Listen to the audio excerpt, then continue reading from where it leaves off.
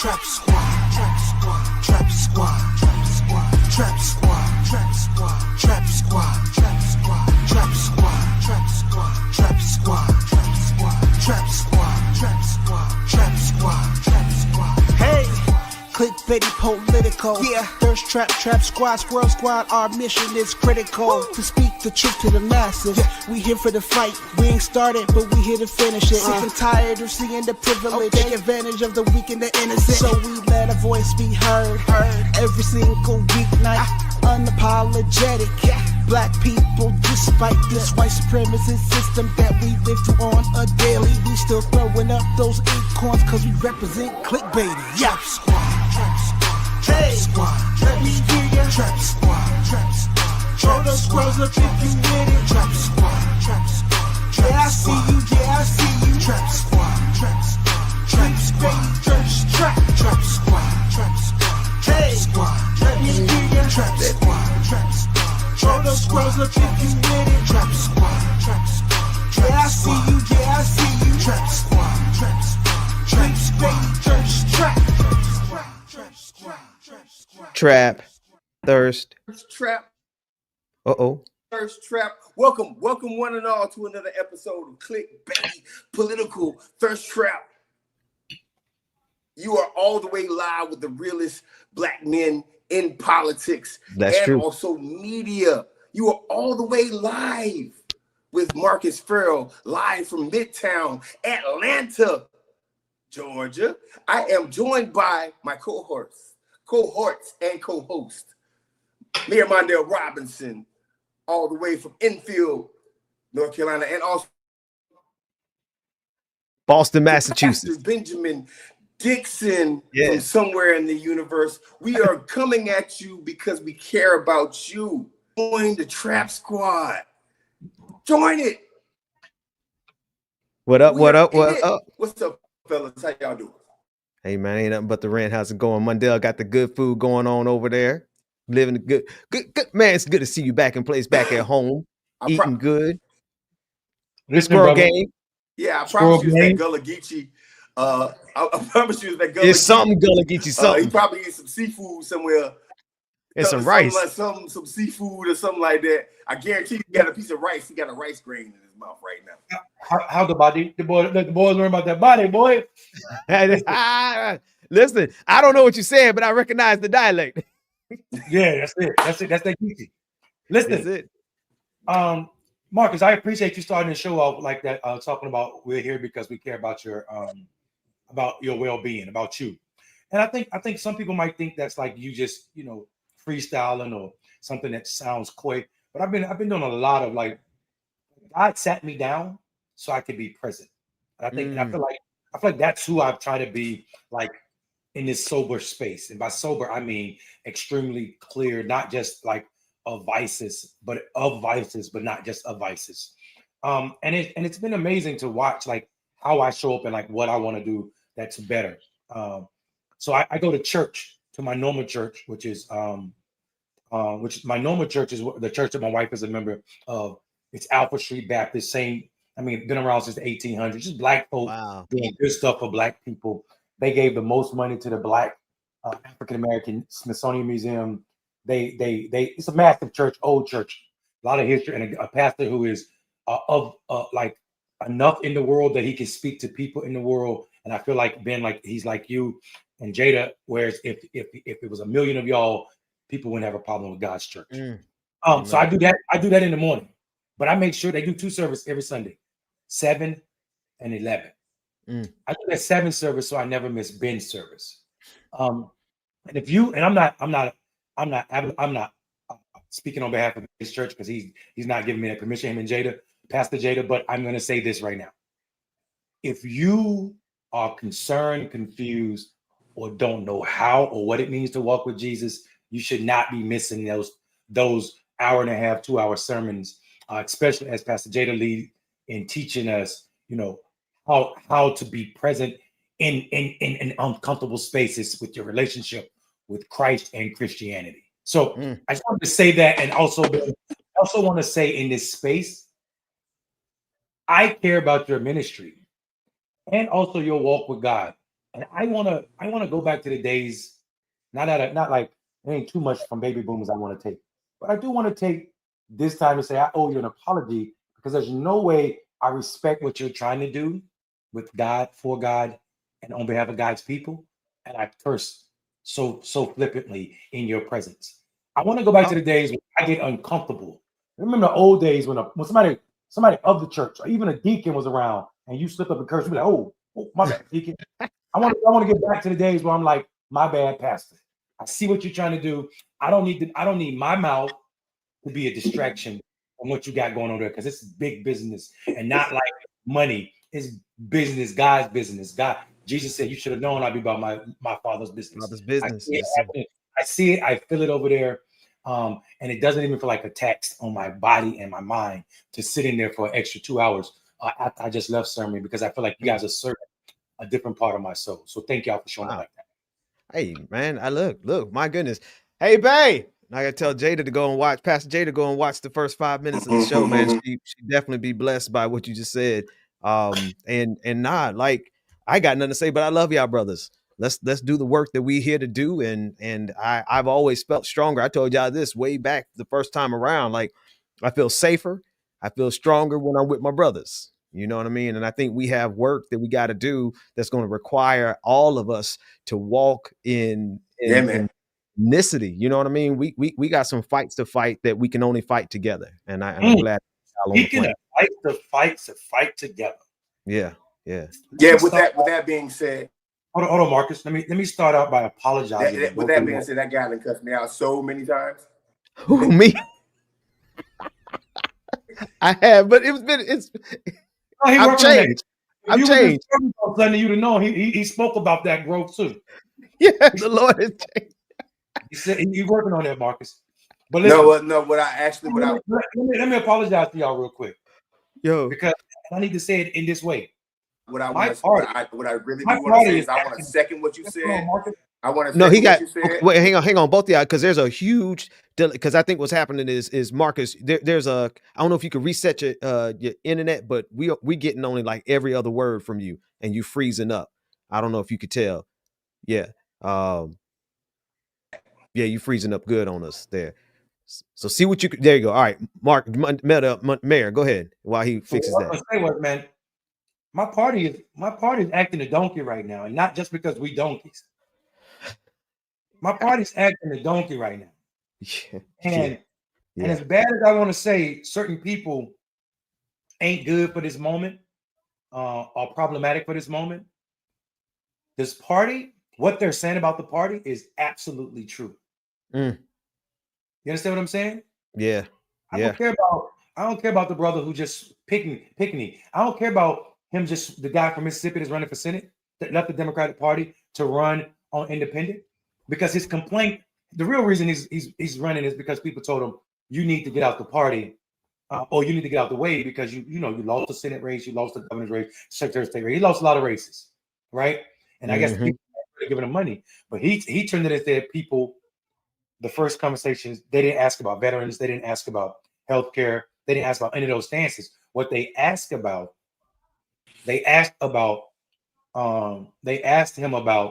how much money he had or could raise, and for that brother ain't lying about that.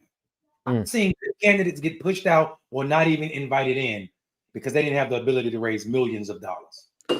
Before you go further, let me bring Marcus up to what you just said, because you said he was issuing an apology because he's recognizing that his party, the donkeys, they're acting like donkeys.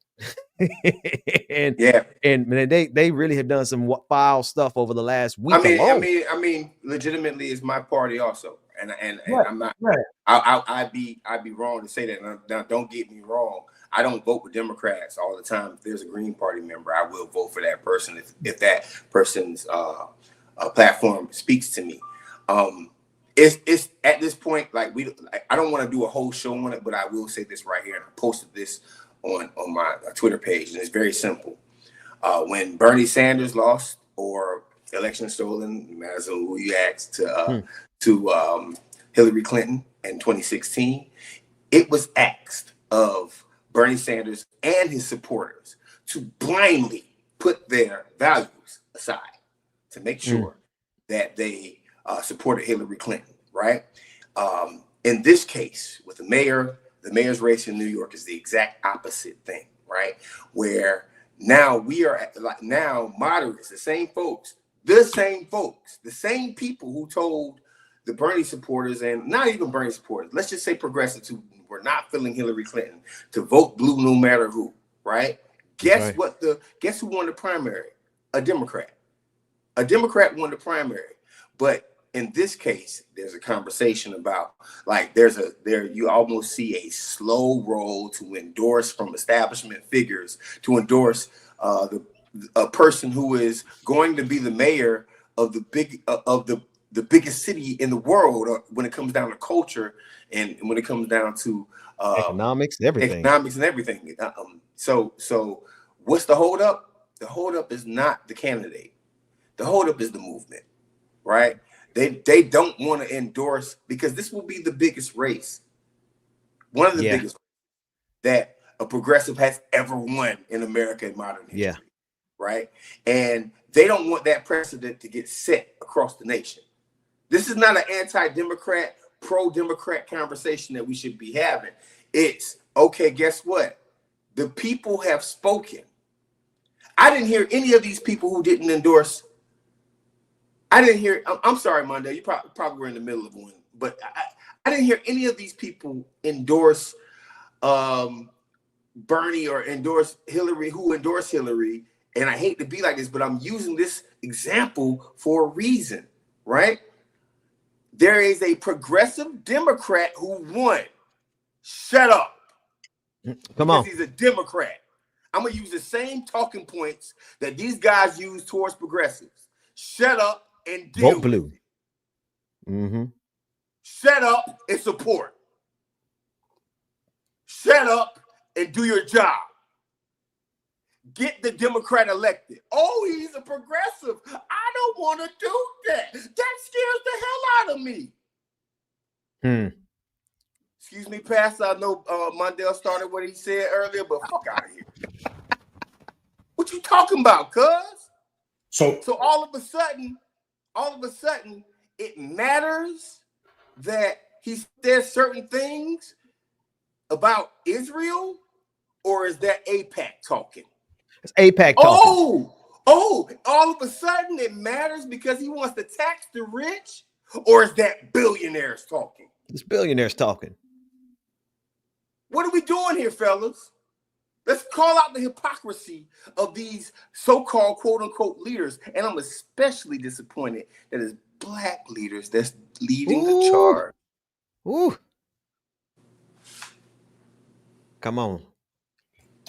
So where I was going with this was, I think for me, I'm sorry, Mondale. It's all good. I think for me, some of what I was going to say was about the hypocrisy of fall in line, but it's also the pattern of not falling in line that's speaking louder to me. I remember when Barack Obama won the primary against Hillary Clinton. Barack Obama was the progressive of the two. We saw him as president; he was not progressive at all. But we also watched white women abandon the party when Barack Obama left. We watched. I almost forgot that. We watched these people, and I'm an Elizabeth Warren Democrat. We watched these people do what they did. Two people that were elected Democratic members lost their seats for helping Hillary Clinton against Bernie. We watched these people almost demand of us or force us out of the party, create blacklists for challenging Democrats. Blacklists of consultants that they wouldn't work with. And now we have establishment people, folk from the party, running against a landslide victory. People talk about, this wasn't Black voters, this was white and Muslim voters. And for me, the funny part is, here's what they would do to you. The isolation of Black voters, or the playing with Black voters, is absolutely disgusting. What I mean by that is, if you look at the neighborhoods in New York that are Black, the Brooklyn neighborhoods specifically, those some of the neighborhoods in Torres district in Queens. And you look at these districts, These are the black districts in New York. Mamdani won all of those districts. This man won all of the black districts. And for them to pretend that a lot of black people didn't turn out was the primary. So a lot of voters never turn out. Also, and if you consider this not a lot of voters turning out, then we should start talking about your person who's in line to be the Speaker of the House, because he's never won a race with more than 30,000 votes. I'm talking about Jeffries. He only wins in the primary with 20-some thousand votes. In addition, it got 700,000 people. So if Mamdani doesn't have a Democratic mandate, has any Democrats running in the primary in New York ever had a mandate? And we're talking about a state that has one of, if not the most restrictive primary processes. I think you have to be registered like a year in advance to vote in a Democratic primary in New York. It is that restrictive. Wow. It's that disgusting. So so when I see this and hear this, I'm absolutely flabbergasted, but I'm also excited because what I saw was, hold on, Marcus, I saw Mamdani defeat Bill Clinton and Clyburn and Andrew Cuomo. So what we saw was a trifecta of stupidity that's been pushed in our face for the past 35 plus years of political work gets shut down with one brown progressive. And what I mean by that is you had the black so-called gatekeeper leadership, you had the white man electability in Cuomo, and then you had the white man whose strategy that's still being used, consultants for the most part, still being used to lead the Democratic Party down the road of failure. We watched all of that. We watched all of that fall to the wayside for someone being extremely progressive. What it tells us is, check this out, y'all. Here's the news flash the Democrats don't want us to say. Mamdani did something that Democrats are afraid of that makes Trump in America unbeatable. He talked directly to his base and didn't give a damn what anybody outside of his base had to say about it. He was not fooled or moved by what you're going to try to make me say because you heard it on the media. You're not going to make me change my views on how toxic Israel is because of what you're saying on the media. You're not going to make me answer your question and try to trip me up regardless of what you're saying. I'm going to tell you we need government-owned grocery stores. You want to know why? Because people in New York are hungry and starving. That's why. I'm going to tell you we need rent freeze. You want to know why? Because it's one of the most expensive cities in the country. And guess what? Ain't no poor people in New York mad at Mamdani for talking about government-run grocery stores where people can get fresh and affordable food, or a rent freeze where people can rent can stop going up out the roof so they can keep pushing poor people further and further away from the city, away from resources. So I'm super excited that this city is about to elect one of the most progressive candidates it ever has, in the moment where the establishment is turning its back on progressive ideas. Because it's going to do, it's going to set the tone for how we defeat them going forward. Because their definition of electability went out the window with Cuomo. Electability now has been shown as a racist tool to exclude people that are not white. John, the idea that Clyburn is a kingmaker has been shot to hell. Done. Bill Clinton can come in and what do they call Bill Clinton? The explainer in chief. Got his ass whooped. Excuse my language, Ben. I'm sorry. It is what it is, man. It's fact. Go on and on about New York, but go ahead. Ben Mondale, I wanna first I got a question for both of you guys. Mondale, you brought up a beautiful point about not only electability, but about speaking to your base.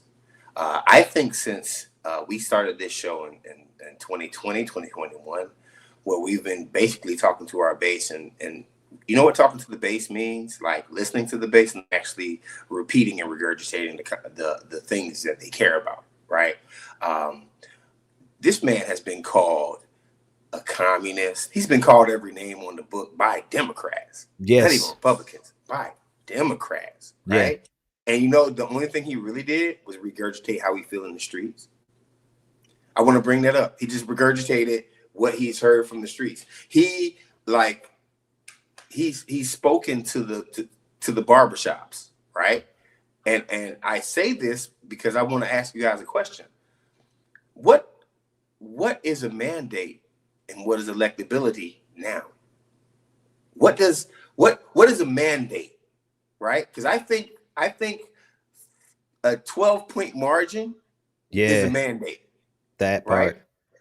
I think a 12-point margin is a mandate. And I think anything that goes against that 12-point margin is the corporate aspect of the Democratic Party speaking, and speaking in a very loud way. I am the hugest fan of anytime I see Clyburn lose, anytime that I am the hugest fan. Ben, I need that. We need that Clyburn voice, as they said in the chat. I'm a big like Clyburn losing in the primary is one of the most beautiful things in the world, because Clyburn losing in the primary means that people are listening to themselves. That's right. And their own issues, and I'm happy about that. So what's a mandate, fellas? That's my question for you, Mondale and Ben. What's a mandate? I'm gonna let Ben get a word in, because he had one edgewise yet. Well, 12 points is a mandate. There's no doubt about that, right? There's no doubt that 12 points is a mandate. I want to echo everything that you all have said so far, but I also want to just bring in the fact that I am done, me personally. I'm done with anybody who's caping for APAC, Zionism. We need to very clearly identify. Listen, there's a couple things. For everyone who's afraid of him being a socialist, I'm dropping a video, if not tomorrow, but by Thursday. I don't know how long it's going to take me to edit, but I finished recording it. You cannot be a Christian, a Bible-based Christian, and a capitalist. And all I'm doing is going scripture by scripture by scripture. I'm not talking Karl Marx. I ain't talking about Hegel. I'm talking just scripture by scripture by scripture. Now, we all have to exist in a capitalist system. So this isn't condemnation of anybody who is a capitalist. But the fact of the matter is if you're afraid of socialism, then you really need to be looking at capitalism, because it is the antithesis of the kingdom of God economic system. That's number one. So anybody who's talking about him being a socialist, you don't know your Bible. Number two, they're afraid of him because he's a Muslim. Let me tell you something. Islam has as much, actually, no, let me rephrase that. Islam has more respect for Christianity as a structured faith. They recognize Jesus as a prophet. They recognize Jesus, whereas Judaism doesn't. They don't. Complete and total disrespect for Jesus. There is more reason for there to be an Islamic Christian coalition than there is a Judeo-Christian coalition. Miss me with all that. They are hating on him because he opposes the genocide in Gaza. And let me tell you something. The people I'm done with the most are Zionists above anything else. Like, they're coming out with fangs full out. And here's the thing I think black folks need to understand. I know y'all do, but these folks are talking about voting with MAGA. Zionists are talking about voting with MAGA. What you think they'll do to black folks when they get ready? What you think they'll do to us, because we have been tangentially and sometimes very directly opposed to what they've done in Palestine for years? What do you think those same Zionists will do to black folks, for all those establishment Democrats who are still getting checks of their own from AIPAC? So Mandami, Zoran, I'm just gonna call him Zoran because I struggle with that last name. I ain't gonna lie. My mouth don't quite move well enough to say his last name yet, but I'm working on it. Zoran represents everything that the establishment that would be with fascists hate and fear the most. That's why I support that brother. Let me say this last thing, and y'all get what y'all can get in there. We saw what they did to India Walton in Buffalo. We remember what they did in 2021. What did they do? They refused to endorse. They let the incumbent mayor, Byron Brown. They let Brown run as an independent. They let him get support from Republicans, get Republican donors, and the party didn't do anything. So the governor didn't endorse, and the state party nor the national party didn't do anything to stop Brown from doing what he did with Republicans. The same thing is shaping up to happen with Mayor Adams. Already, Matt Gaetz has tweeted out, MAGA plus Adams equals victory. So if you're out there and you're supporting Byron Adams, Eric Adams. If you're supporting Eric Adams, you are supporting MAGA. And I can't rock with nobody like that. So I have committed myself personally. I'm locking myself in right now today. Whatever the Democratic establishment does to Zoran, I am going to convince at least 500,000 people to do to them in 2026, 2028, until there's absolutely nothing left of the establishment. You can't tell me to be afraid of MAGA when you're getting ready to vote with them against Zoran. You can't. Hey man, this is the moment that I've kind of been waiting for on this show. I believe it or not even on this show, but just in general. Like when it comes down to Democrats showing their true form, right? It's cool when they do it, but it's messed up when we got it, right? But what did my boy say? D-Lo say? Fuck him. Excuse my language, Pastor, but fuck him, right? And I bring that up in the most heartfelt fuck him, right? Excuse my language, but I really do. Because here's my thing. This is accumulation of 2012, 2014, 2016. He still ain't right. Marcus still ain't right. It's a long conversation, but I think. But no, I'm not. I mean, I don't even want to be right or wrong. I'm talking about what I care about. Where I'm at.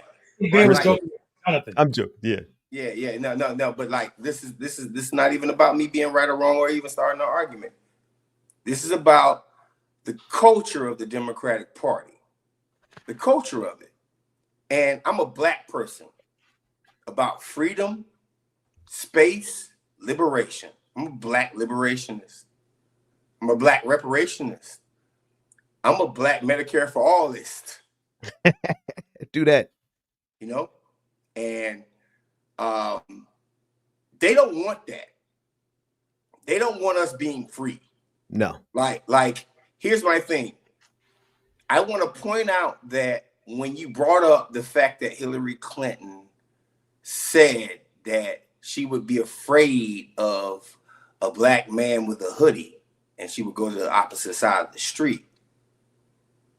I want to bring up the fact that when you brought up, even though right or wrong, and he might have changed his views, when Joe Biden was an author or helped pass the crime bill. Come on. I want to bring up the fact that when you bring up these things about these moderate candidates, we are asked as progressives to overlook those things. But what we're not asked to do is overlook the loyalty to Israel. What we're not asked to do is to we can't overlook the issues that this man might have that might offend Israel or billionaires. Notice the talking points. These things are about Israel and billionaires. If y'all can bring up something else to have a beef with, let me know. Come on, Brent. It's literally I think you're right. Israel and billionaires. They have a problem. And what are we going through right now? As Americans, we're going through problems with billionaires. Why we don't have healthcare? Why we don't have so many things in our society? And guess what we got going on internationally? Israel telling us what to do. Mm-hmm. So I think here's what I want to say. I here's what I believe wholeheartedly. I don't feel like I think what all of the I don't care about the day, and I think we got to spend less time on the day and more time doing the work of the day. Mamdani did. Mamdani proved to you it don't matter if the day is against you. The day is no longer strong enough to. We're not running elections anymore to win the most baby boomers. And if you are, that's what the Democratic establishment does. And if you are, you will lose your election. That's cool. Unless you're somewhere in South Florida where a bunch of people go to retire, or Arizona. But for the most part, if you're not running an election like Mamdani's that's speaking to the needs and the desires and the cries of a majority of Americans, you're gonna lose an election. So that's right. Mamdani just proved to you down the street from Wall Street, you don't gotta care about money. You can tell the truth about how corrupt it is.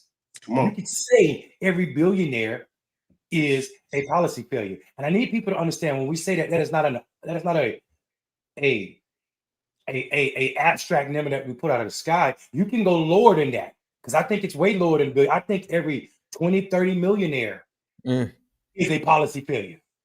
And it ain't just me, it's the science to tell you after a certain amount of money, I think about $10 million, there's no reward emotionally for anyone that gains any more money. Therefore, all of these people with all of this, these few people with all of this wealth are a problem. They're a policy failure where we've made a decision. We as a society said, I'm okay with this many people starving, so these 4 or 5 people can have this much. I think Mondani has tapped into the same people or enough people to say that, yeah, I'm against that too. And we saw it. Socialism is not a boogie monster. Just like Donald Trump is not a boogie monster to people that are suffering from America. I'm trying to create this new idea of uninvisibility Black people, mainly Black rural people, because it is a part of Black Americana that is not talked about. It is Americana that the world don't know about. Black rural people are the Americana. These are not migratory people. My people. We are up the street, around the corner, and sometimes on the same dirt where our people were whipped and the blood made the grass grow. Wow. That trauma, that undealt with trauma, is the reason people should be on fire and not talking like James Clyburn or the party. That part. And I think this generation, they might not be tapped into what slavery or who died for their rights, but what they ain't gonna let you do to them is play their face or cap. Yeah. And it don't matter how old you are, how young you are, they'll tell you that's cap and you ain't gonna play my face. And I respect that because I just witnessed them put it to work and outperform baby boomers in New York for what they believe. We just learned that you can't say young voters aren't primary voters anymore. What you got to say is a candidate can't make young voters vote for them, which means your candidate is a problem. I think we're in an inflection point, right? We're really at that point where the baby boomers are dying. And, that happens, and we have to just kind of seize the inflection point right now and not pretend or look back. It's not going to be long before James Clyburn and Bill Clinton are unable to even come out of their home, except for, maybe they get pushed around in a wheelchair to come and do their vote.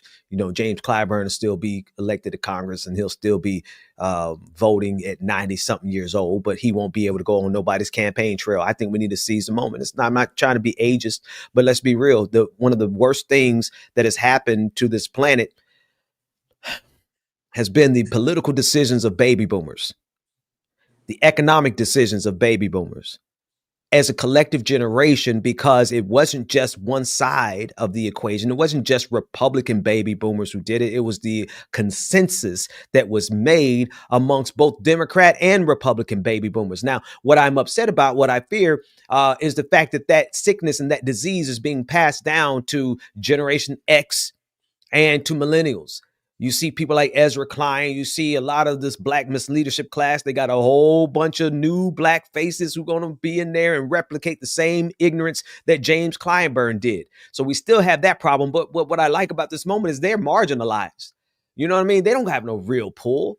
The people who have pull right now are people who are standing on business when it comes to Palestine, when it comes to healthcare, when it comes to reparations, when it comes to Medicare for all. The people who actually have a voice and have power are the people that the system hates the most. That's why I don't think we're going to have a hard time helping Zoran or anybody else get elected at this point. I think what we had to realize is that we didn't have to keep waiting on boomers, and we don't need their permission, because after a while, they're going to need us to push them around in wheelchairs. And again, I ain't trying to be ageist. What I'm saying is you got to notice when the times are changing, and right now is that time. We got to seize that moment. So, and I think, Ben, I appreciate that. I appreciate you naming that. And also, what happened to the cycle of life where we let people age gracefully? I don't think you naming what we do and what happens to us as we get older is a critique of old people in a way, or older people that is disconnected from reality. That's right. We have this fake idea that looks back and forward, right? If you are white, your nostalgic look tends to be beautiful about what things were. Make America great again, right? And then most people have this wonderful idea that believe that there are more good days in front of them than behind them. Unfortunately, that's just not the truth, right? We're all marching towards that place that's called permanent rest. And I think we should acknowledge that. So let me I jumped in because I want to say two things. Two people in the chat said one thing. Wanda, we are not when we speak, we're not speaking in absolutes. We definitely know they're great boomers. So we're not talking about you, Wanda. I see your comment. I got you. We love you, Wanda. You one of the best out there. Yeah, and what we don't want to do is we don't want to kill off anybody. We do want boomers to claim what they're supposed to be. A generation that was about building this country and maintaining or creating a middle class for the first time. That requires you to critique some of the stuff that happened on the boomer watch. That's the first thing. The second thing, power local media. You can't come on clickbaity. So I know the name tricks people and think you're going to get a lot of false stuff up here and not be factual.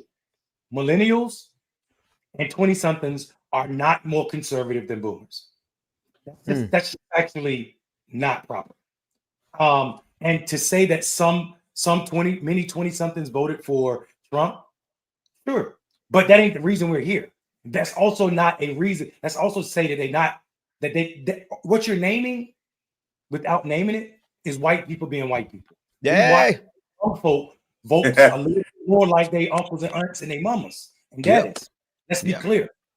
Yeah. But what you're not saying in your statement, local power local media, and I this is not to run you away or push on you from a platform, but it is to allow that our chat is a place of truth. We act crazy on this show, but we speak truthfully.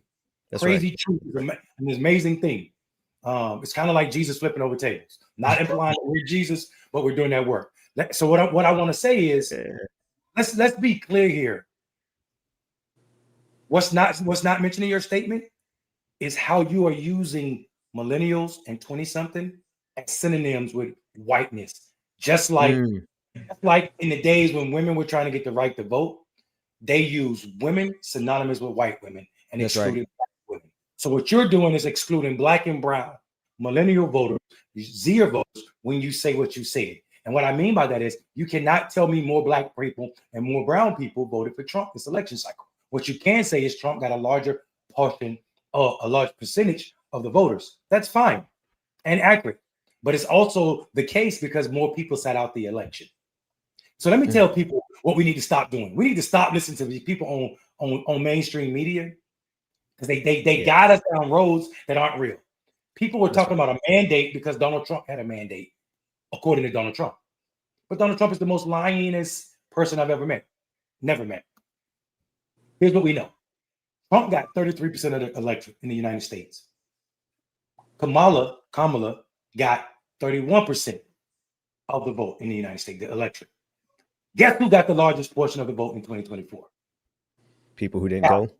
The couch got 36% of the electorate. So if you want to talk to me about a mandate, talk to me how we move these brothers and sisters and non-transgender folk that sat on the couch over either of the candidates. Stop talking to me about this fake idea of a mandate when both parties are winning on the margins, 2 and 3% of people back and forth. How and when are you going to create a candidate that can animate that 36% that don't see faith in any of y'all? I'll tell you when you look at the outcome from last Tuesday election in New York. That's the mandate. Other than that, power local media and others, you're capping. In the words of young folk, not Jim Jones. I want to talk about the Supreme Court, but I do have one last point on this, and that is, Mondale, you just said something beautiful, and that was talk about something, right? Moderate Democrats have not talked about anything since Obamacare. Okay? I'll repeat that. By the way, Ben, you need to clip. Can you tell them why that's a moderate point? Why Obamacare is moderate and not progressive? Yeah. It was Mitt Romney's. Yeah. Well, it was Romney Care, also Jackson Heritage Care. Foundation. Like, there's a lot of places that we can go with that. But what I'm saying is, moderates have not had a talking point since 2008, right? And I hate to be like this, but a moderate billionaire donor doesn't really want us to have anything besides Obamacare? Facts. And I bring that up because that's the reason why your politicians haven't talked about anything. Our politicians haven't talked about anything. The Democratic nominee from New York has talked about a lot of things because ideas have happened. But this time it's not a guy named Bernie. This time is a guy from New York City, right? And that's a problem for these folks, right? I'm not even here to bash Democrats or moderate Democrats or whatever. What I'm saying to you is that the things that we've talked about on this show as progressives, even if you're a moderate and you've watched this show and you heard our lessons that we taught, and each one of us, Ben, Mondale, we are progressive.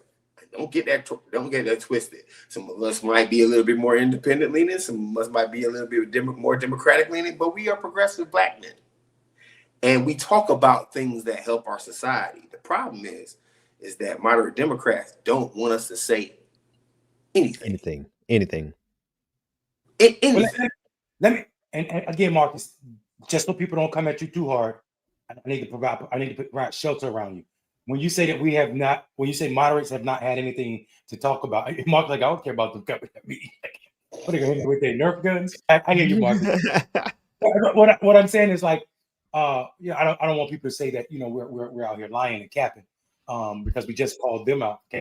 What I will say is they've not marketed what they should have marketed since Obamacare, because the infrastructure was a big bill, 1.9 trillion that did good for folk, right? The infrastructure, the American Rescue was a big deal, 1.2 trillion. So I'll say those two things, Inflation Reduction Act, those things, and the CHIPS Act. So there was something to talk about, but I know exactly what you're saying, and it doesn't miss your point that the fact that I can name on one hand the things that they got to brag about, it's still a problem since. Well, more importantly, the things that we have been concerned about as American people have not been regurgitated from the party that's supposed to be representing the American people. And I don't care what nobody says, but we've been talking about the same thing for years. $15 an hour minimum wage. Now I'm talking about a majority of people, not just progressive people. $15 an hour minimum wage.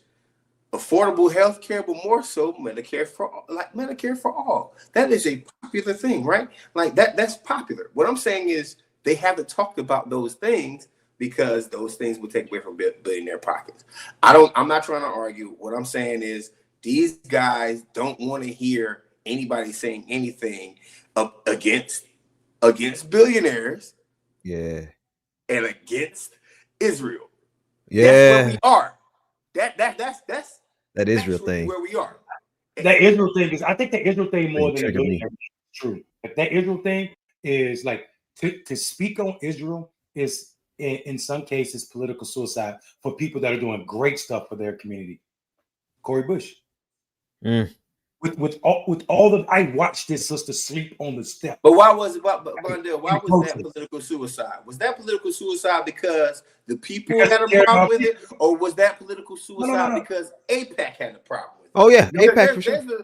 Because you can't tell me them brothers right now talking about I like when you do it right there, care about whatsoever. Hold on a second.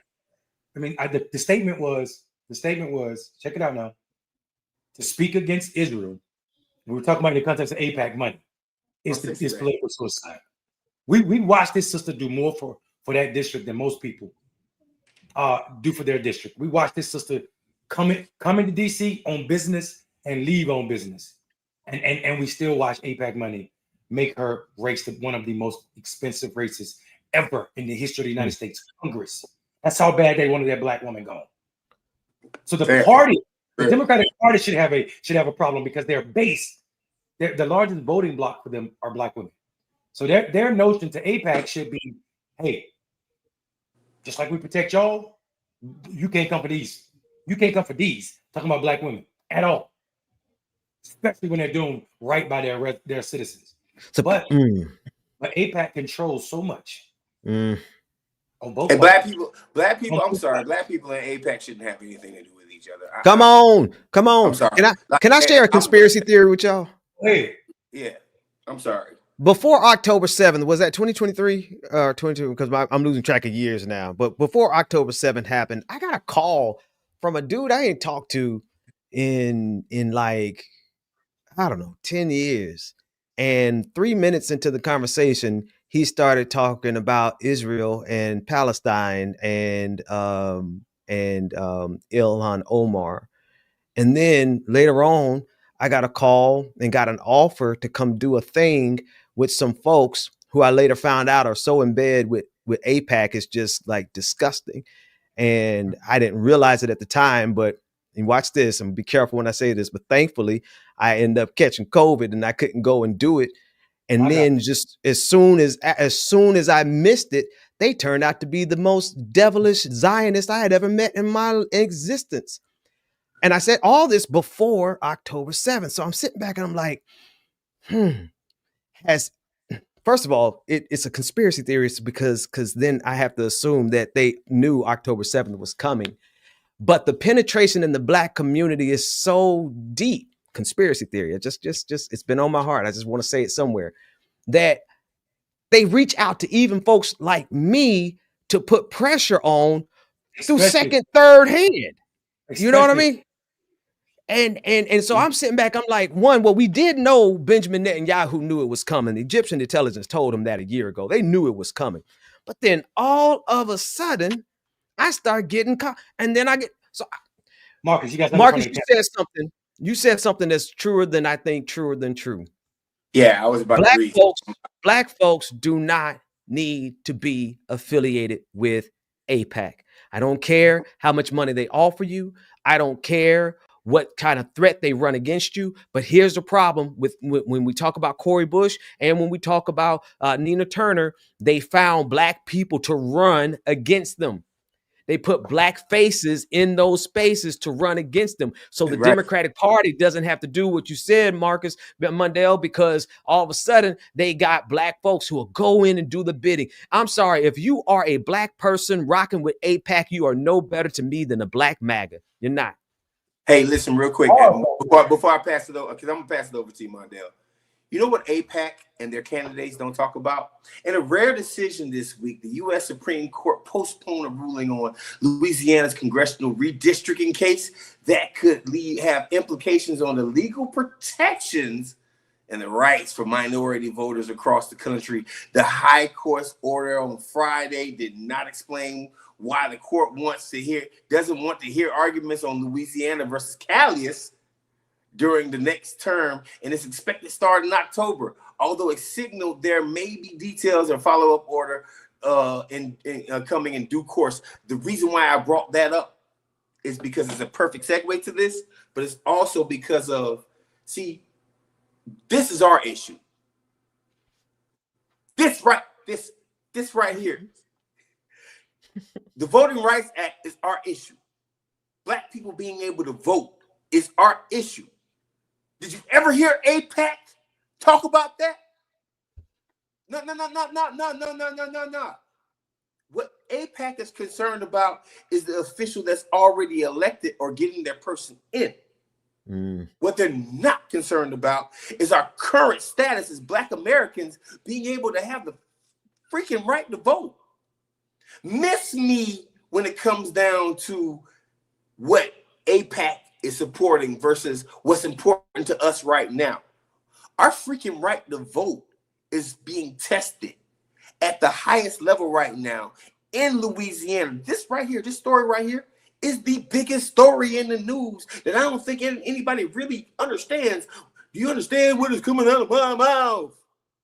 Y'all understand what is happening right now? This right here, when it comes down to Republican legislations and legislators statewide are going to be able to decide without any consequences whether Black people can vote or not at a fair rate. Districts don't matter no more if the Supreme Court votes against this ruling. And what do you hear AIPAC talking about that? No, you don't. No, you don't. See, here's my thing. Let's keep it 1,000. AIPAC puts damn near $500 million into modern public lobbying. But guess what? This is our issue. Have you heard him say anything about that? Somebody talk to me, because if I'm wrong, I'm wrong. No, you haven't. No, you haven't. You haven't heard a damn thing. And the reason why you haven't heard a damn thing is because the AIPACs of the world, the Israeli lobbies of the world, the business lobbies of the world, we can go on and on about the lobbies that care about and actually buy black politicians. What they don't tend to do is buy us access to save votes like this with candidates that actually give a damn. They'll actually tell somebody to be quiet on it. What are we doing? I'm sorry, fellas. I'm sorry. But no. Because if I could, I want to, because I mean, and I don't mind if this show becomes known as the anti-AIPAC show, because everybody should be anti-AIPAC. But let's be real. Zionism is white supremacy. Facts. It is the tip of the spear of white supremacy. It's the leading edge of the continuous settler colonialism that has been the primary project of white supremacy since time immemorial. Everything about white supremacy has been about expanding territory and taking it in the name of racial capitalism. Even before capitalism was identified as capitalism, it has always been about expansion. And there's a video out, and if we get a chance, I'll play it, of this white Zionist, this European Ashkenazi Jew, who is saying it very plainly now. They don't care if they conquered it through colonialism. They don't care if they took it. They have the expectation that they have the right to do that. I said that to say this in context of what Marcus just brought up. When has white supremacy in any form ever wanted people of color, black people or brown people, to have actual democratic power? So no, we're not going to see AIPAC or any of them stand up in these moments when they are an extension of white supremacy. Their white supremacy sword is being wielded in Palestine right now. But domestically, they're not going to do anything to actually help us get and maintain power, because they know the essence of who they truly are. I mean, listen, can I be clear and honest? I mean, people should go back and watch what the video you did a couple 3 weeks ago now. The biblical hatred. Like, I think that teaching is extremely empowering, especially for folk who don't know the difference between Zionism and Judaism, right? Like, people don't know that. For people who are confused about where the people who control Israel right now are really from, because the majority of the people that Hitler were killing in the Holocaust from Poland. Come on. And then the second largest was Russia, right? How come Theodore, was it Medley? What you say his name? Herzl. Yeah, Theodore Herzl. Whoa, what I just see in the chat? Get TV Israel out of my chat, dog. Oh, okay. I didn't see him. What they at? Yeah, get them out of the chat. Yo, they over there in Twitter. You can't really block them from there. Hang on, let me see. Okay. Yeah. No. Don't even block them. Leave them up. Leave them up. Let me cook. So the thing about it is, Ben, you did a wonderful job teaching people. I know the ones that need to hear it won't hear it because they already know it. The creators they know who created this idea. They know what the first Jewish, or what was it, Jewish or Zion Congress, whatever you want to call it, in 1897. They know what they were. They know what Judenstaat was, the Jewish state, the need for a Jewish home to prevent it from anti-Semitism. You must sit down and watch this video. It's long, but it is get you some coffee tonight when you. That's a good one. And watch that. It is a powerful teaching.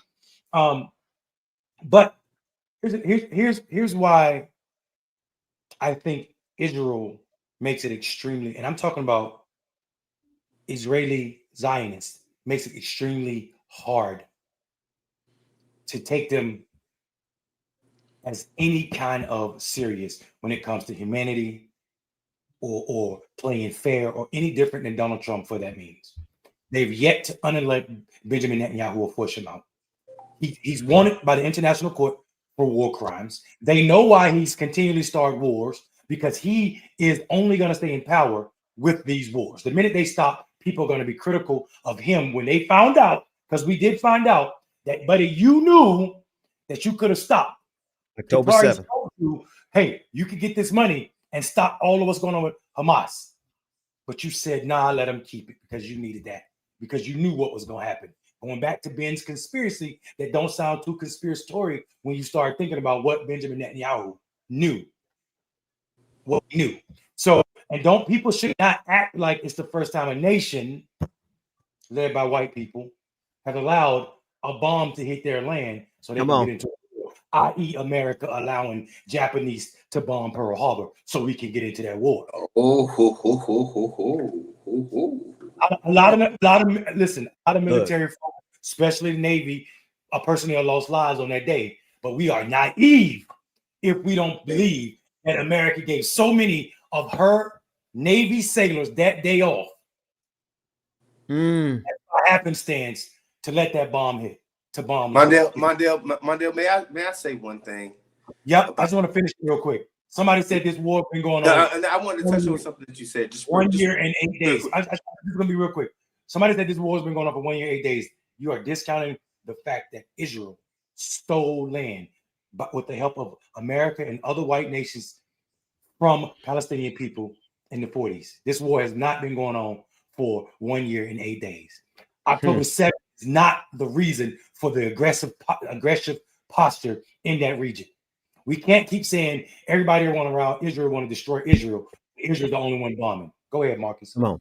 Hey, listen, I want to point this out to everybody who's watching right now. Maybe this will get me canceled from the progressive movement or the leftist movement forever, but I'm going to say it, and then I have to say it on your channel and mine. Israel is a country. Judaism is a religion. Yeah. They're two separate things. Yeah. Do you know who resides and who are Israeli citizens right now? There's Rastafarians, there's Christians, there's Muslims. There are so many different religions that live in Israel right now, at this very moment. What AIPAC and these I guess these big donors and want to make you believe is that criticizing Israel, criticizing Judaism, and will you be a plumb fuck fool if you believe that? You would be. I'm sorry, brother, but you would be a plumb fuck fool if you believe that criticizing Israel is criticizing Judaism. No, brother. That's what they want. That's what they want. Brothers and sisters, let me tell you something. The first people of Judaism were black. I don't care what anybody says. Or at least brown. Oh, no. Well, you know what? That's fine. I'll take brown, black. But here's the thing. They were from where? Ethiopia. That was the first people. The first people. The Southern Nile were the first people that were and that's not some Hotep thing. Look up any book on the planet. That is a factual thing. That's where that's the oldest known. That's the oldest known. They might not be from there, but that's the oldest known practice of Judaism. So I want you to understand right now, because it would almost be disrespectful to the multitude of different religions that are currently residing in the country of Israel. And I'm going to say that. And it's almost scary to say it. There's an awkward silence between my brothers right now, but it's almost scary to say this right here. It's scary to say that Israel is a country and Judaism is not a country. Yeah. They have tricked us into believing that if you say anything against Israel, you're saying something against Judaism. And that's just a falsehood. It's two different things. And guess what? Somebody has to say it. And guess what? Our politicians won't say it. The lobbyists won't say it. And guess what? Most podcasts won't say it. I'm not afraid of saying that. And I'm not being anti-Semitic. Semitic by saying that Not a at all. country is not a religion, bro. Not at all. It's Not at all. not. Not at all. That would almost be like you Free can't boat go to rides. Tallahassee unless you are a Christian. That would almost be like you can't go to New York unless you were a Muslim. You can't go to South Jamaica, Queens unless you were a 5%er. Try that, black people. But we do know the beta Israelites, talking about the Ethiopians that you're talking about, are treated different in Israel. They are killed by cops. They are treated like the You're Negroes. not allowed to say that, Mondale. I'm saying it. And also there are Palestinian people whose parents and grandparents that are living right now, that were alive when this land was taken from them, that are not allowed to go down certain streets in Israel. Hey, listen, if there are Israeli people that are watching this show right now and they think for a second that that Clickbaity political thirst trap is anti-Semitic, you're crazy as hell. We operate out of love in general. But what I think what all three of us are tired of, and I can't speak for those brothers, but I know what I'm tired of. What I'm tired of is this confusing argument that is made by American politicians on behalf of Israel that Judaism is Israel. I'm tired of that. That's not true. Well, so you're absolutely right. No, I have nothing to. I mean, I echo that. I'll go further. Actually, I probably go further than all of us are willing to publicly admit. So I'm going to stop shy of that. But it's just like they try to make you think that capitalism is democracy. Capitalism is not democracy. They're two totally different things, but they conflate the two because they need to make the argument just that way, so that you can't argue against capitalism without them thinking you're arguing against democracy. Then you can't argue against Zionism without them thinking you're arguing against Judaism. But we all know better. Now, I will go as far as to say this because I said it in the video and I'll say it again. I'm going to keep on saying it. The majority of people who are adherents of the Jewish faith right now, they're culturally Jewish. They're religiously Jewish. Judaism allows you to be adopted into Judaism no matter what race, no matter what. But in terms of ethnicity, in terms of bloodline and lineage back to Abraham, there's more concentration of DNA from Abraham in the Palestinians today than the Ashkenazi Jews who are European. I hope I'm not getting anyone like messed up or confused, but all I know is that right is right and wrong is wrong, right? Religion and state in America, and if you want to look at it from a worldview and you're an American, then try to look at it from an American view. We try to separate church from state. And believe it or not, we have not done that when it comes down to Israel. I don't care what anybody says. I am a very, like, hell, there's been multiple times that I thought about converting to being Jewish myself. I have thought about it. I'm not doing it, but I have thought about it. And to be honest with you, it's because it's religion. It's a practice of faith. And that's the only thing I want to say on this topic. You may not have to. Huh? You may not have to. You may already be, but we'll leave it there for now. Yeah, that part. It might even be in my DNA already. Come on.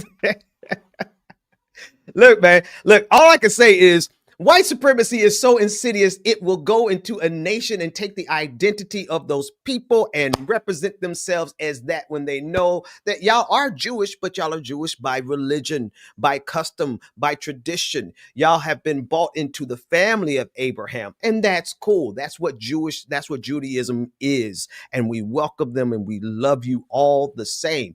But look at the insidiousness of white supremacy going around the planet like a roaring lion, seeking whom it may devour. That's why I have no more time publicly or otherwise for Zionism. It's a demon that has to be exorcised as much as white supremacy and MAGA, and we can't take any. We can't mince words about it at all.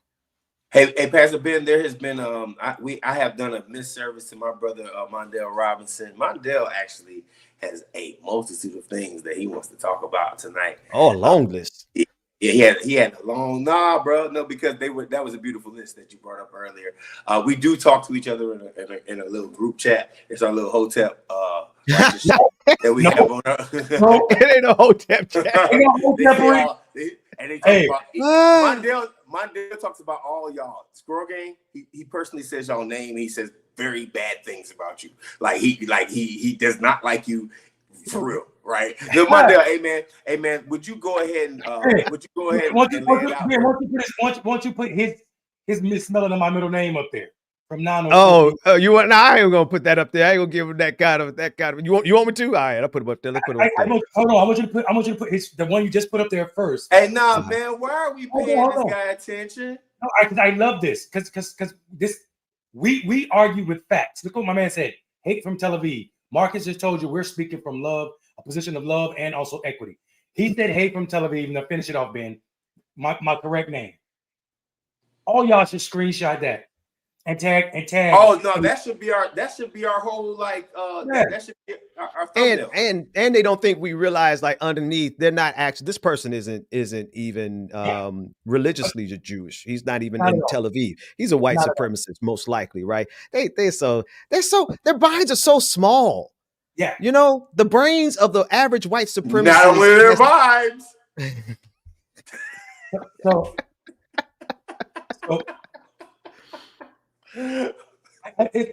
Here's how beautiful they are. Donald Trump tells them that they're paying $1.15 for gas.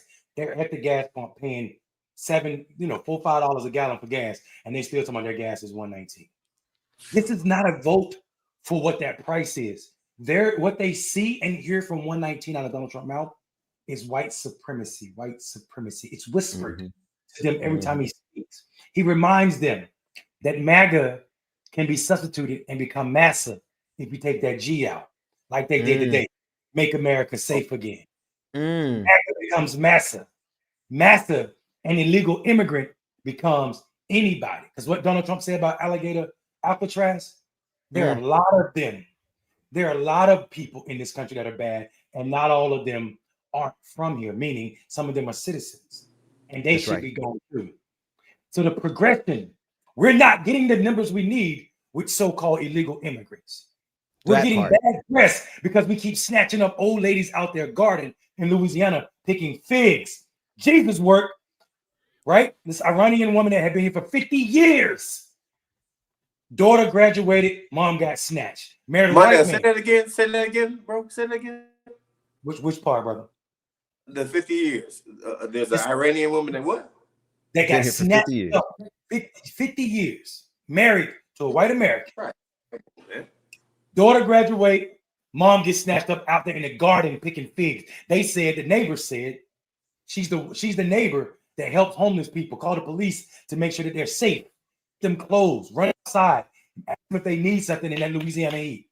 Got snatched up.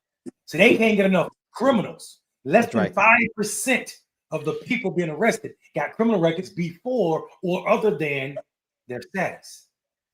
What happened to all those drug dealers? All those people released from insane asylums? What happened to all those killers? Those people pushing amphetamines, anti-amphetamines? What happened to all that fentanyl? What Donald Trump people looking at? I thought these people was all over the country. Now you're looking for a new type of prison with alligators. You're looking for a castle with a moat. Except you're not protecting castles. You're protecting the people you're gonna put inside of these buildings. You want to know why? Because folk don't even know their immigration status. Because one, you already took due process. You got the Supreme Court questioning this nationwide injunction. You got the Supreme Court question birthright citizenship. What's left to do?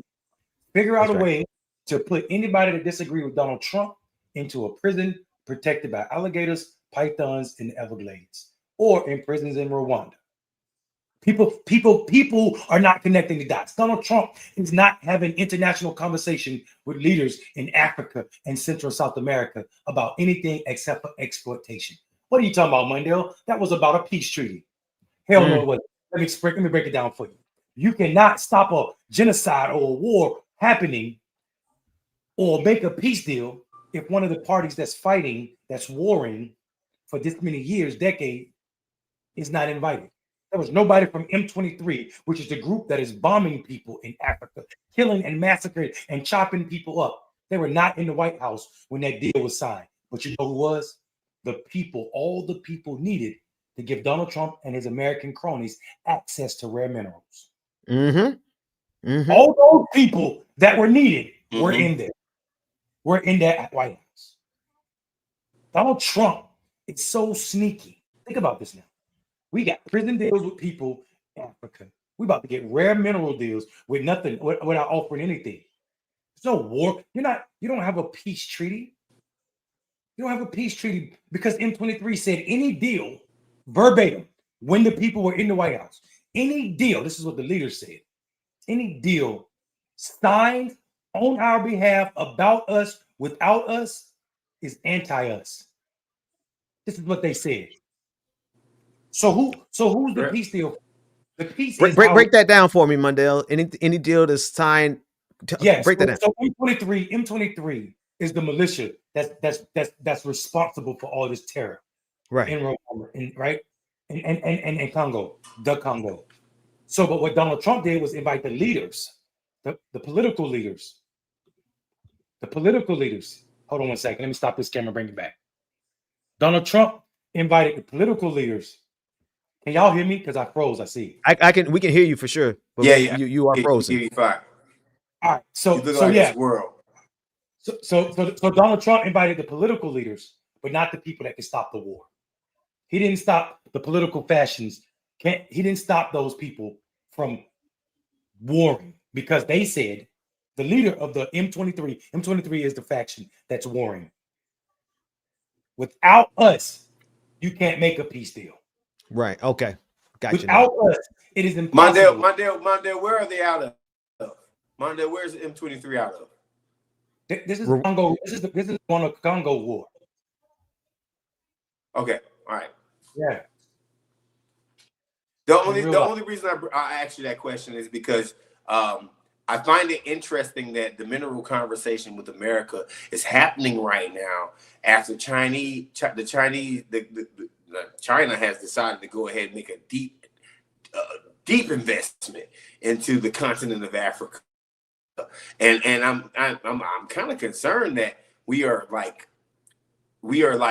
delving into waters of damn near another economic war when it comes down to the mineral acquisition and who is getting Africa's resources now. I would love for the countries themselves to get their own resources and be able to benefit from it in a major way. But as it stands right now, China is literally the major power in Africa when it comes down to mineral resources. So, would you make a mistake? Hold on, you broke up. What was your question? The last two words, yeah. Could y'all hear me? I heard everything but the last 3 or 4 words. Like, what do you think? So Ben, I think if you just break that down, like the U.S. China right. debate over Africa. Oh yeah. Ben, if you want to take it first, I'm fine, and then I can go after you. The U.S. China debate over Africa. I mean, it's a big deal, guys. It's a big deal. Well, no, it is, but they're subtly different, but they're very, very similar. So I'm trying to see, like, they're both forms of colonialism.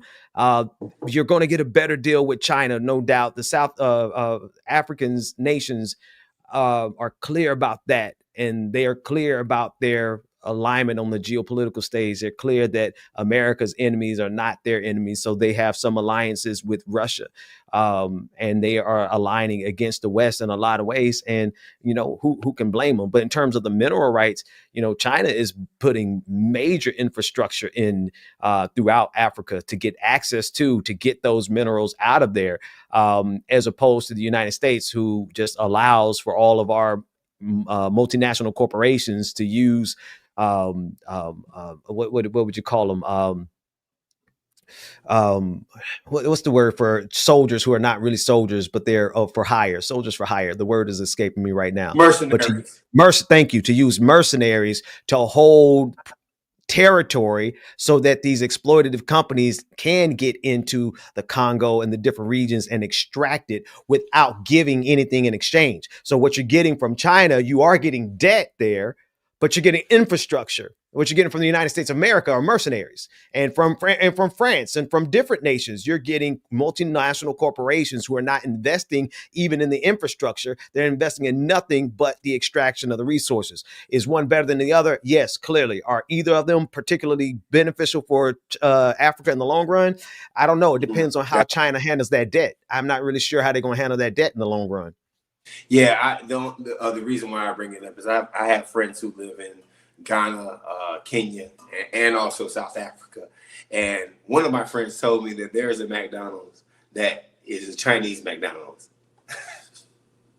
That is a Chinese speaking McDonald's in Africa. And I would have never thought that anything was ever possible. So maybe he's lying. I'm not certain, but I find it interesting that the imprint that China is leaving on the mother continent as we here's an interesting thing though, and I searched this, and I'm going to search it again to be sure, but China is the only nation on the face of the planet that has not, well, not the only nation, but the only major power on the face of the planet that has not enslaved or directly oppressed Black folks. Now, what they're doing in Africa can become oppression, especially through debt. We see what the International Monetary Fund does when they give money away. We got to see what is China's long-term play on this debt that they are saddling Africa with. But in terms of just outright oppression and outright enslavement and outright, like apartheid nations and states, China has not. That was news to me. I thought somewhere through history they had, but I haven't found it yet. So about the slavery thing, I'm ignorant on that. About the development, China's development it's going to be extremely toxic for African nations, mainly because they're building the roads and they own them themselves. So part of the deal is that China, all of these resources and infrastructure that China is building, it's not being built by Africans. They bringing over Chinese resident citizens to these places, and they're building. I mean, you will be in airports in this Chinese section of airports in different countries. So I think that's going to be the problem. I do think, though, what we're seeing in Africa, though, is something that is extremely amazing. For the first time, I think in 2016, we watched, maybe it was 2017, we watched African nations repatriate more monies from people people in the diaspora, sent more money back to Africa than America did, like way back then. This relationship where African nations was separating themselves from, what is the child, America, the child of England, of something or someone or in a country that enslaved most of Africa. I think it's a beautiful thing. I think we also see, when you look at Burkina Faso, people are recognizing what's what. It's also too much information for people to pretend that they don't know what is possible, and also what is exploitation right on this moment. We watch Kenyan technology become what is now Cash App and all of the banking apps we use. That app was produced in peso in Kenya way back in like 2012 or something like that, and then they pretend that like it's new when it got here.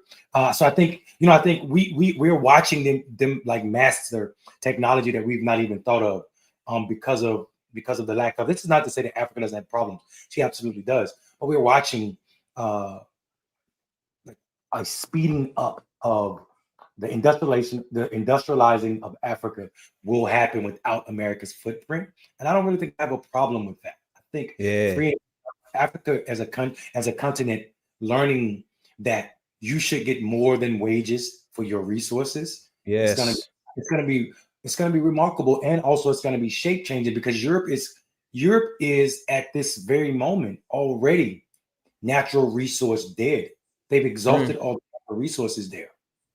Africa, one country in Africa, Congo, is the richest nation in the world because of its natural resources that are in their ground. As long as they're getting wages, they will never realize that wealth. But when they stop the exploitation, then that's what it is. This is why Trump's meeting with those two nations were problematic. So I think this is also why America had to kill Gaddafi. My conspiracy for the night, Ben. Gaddafi is trying to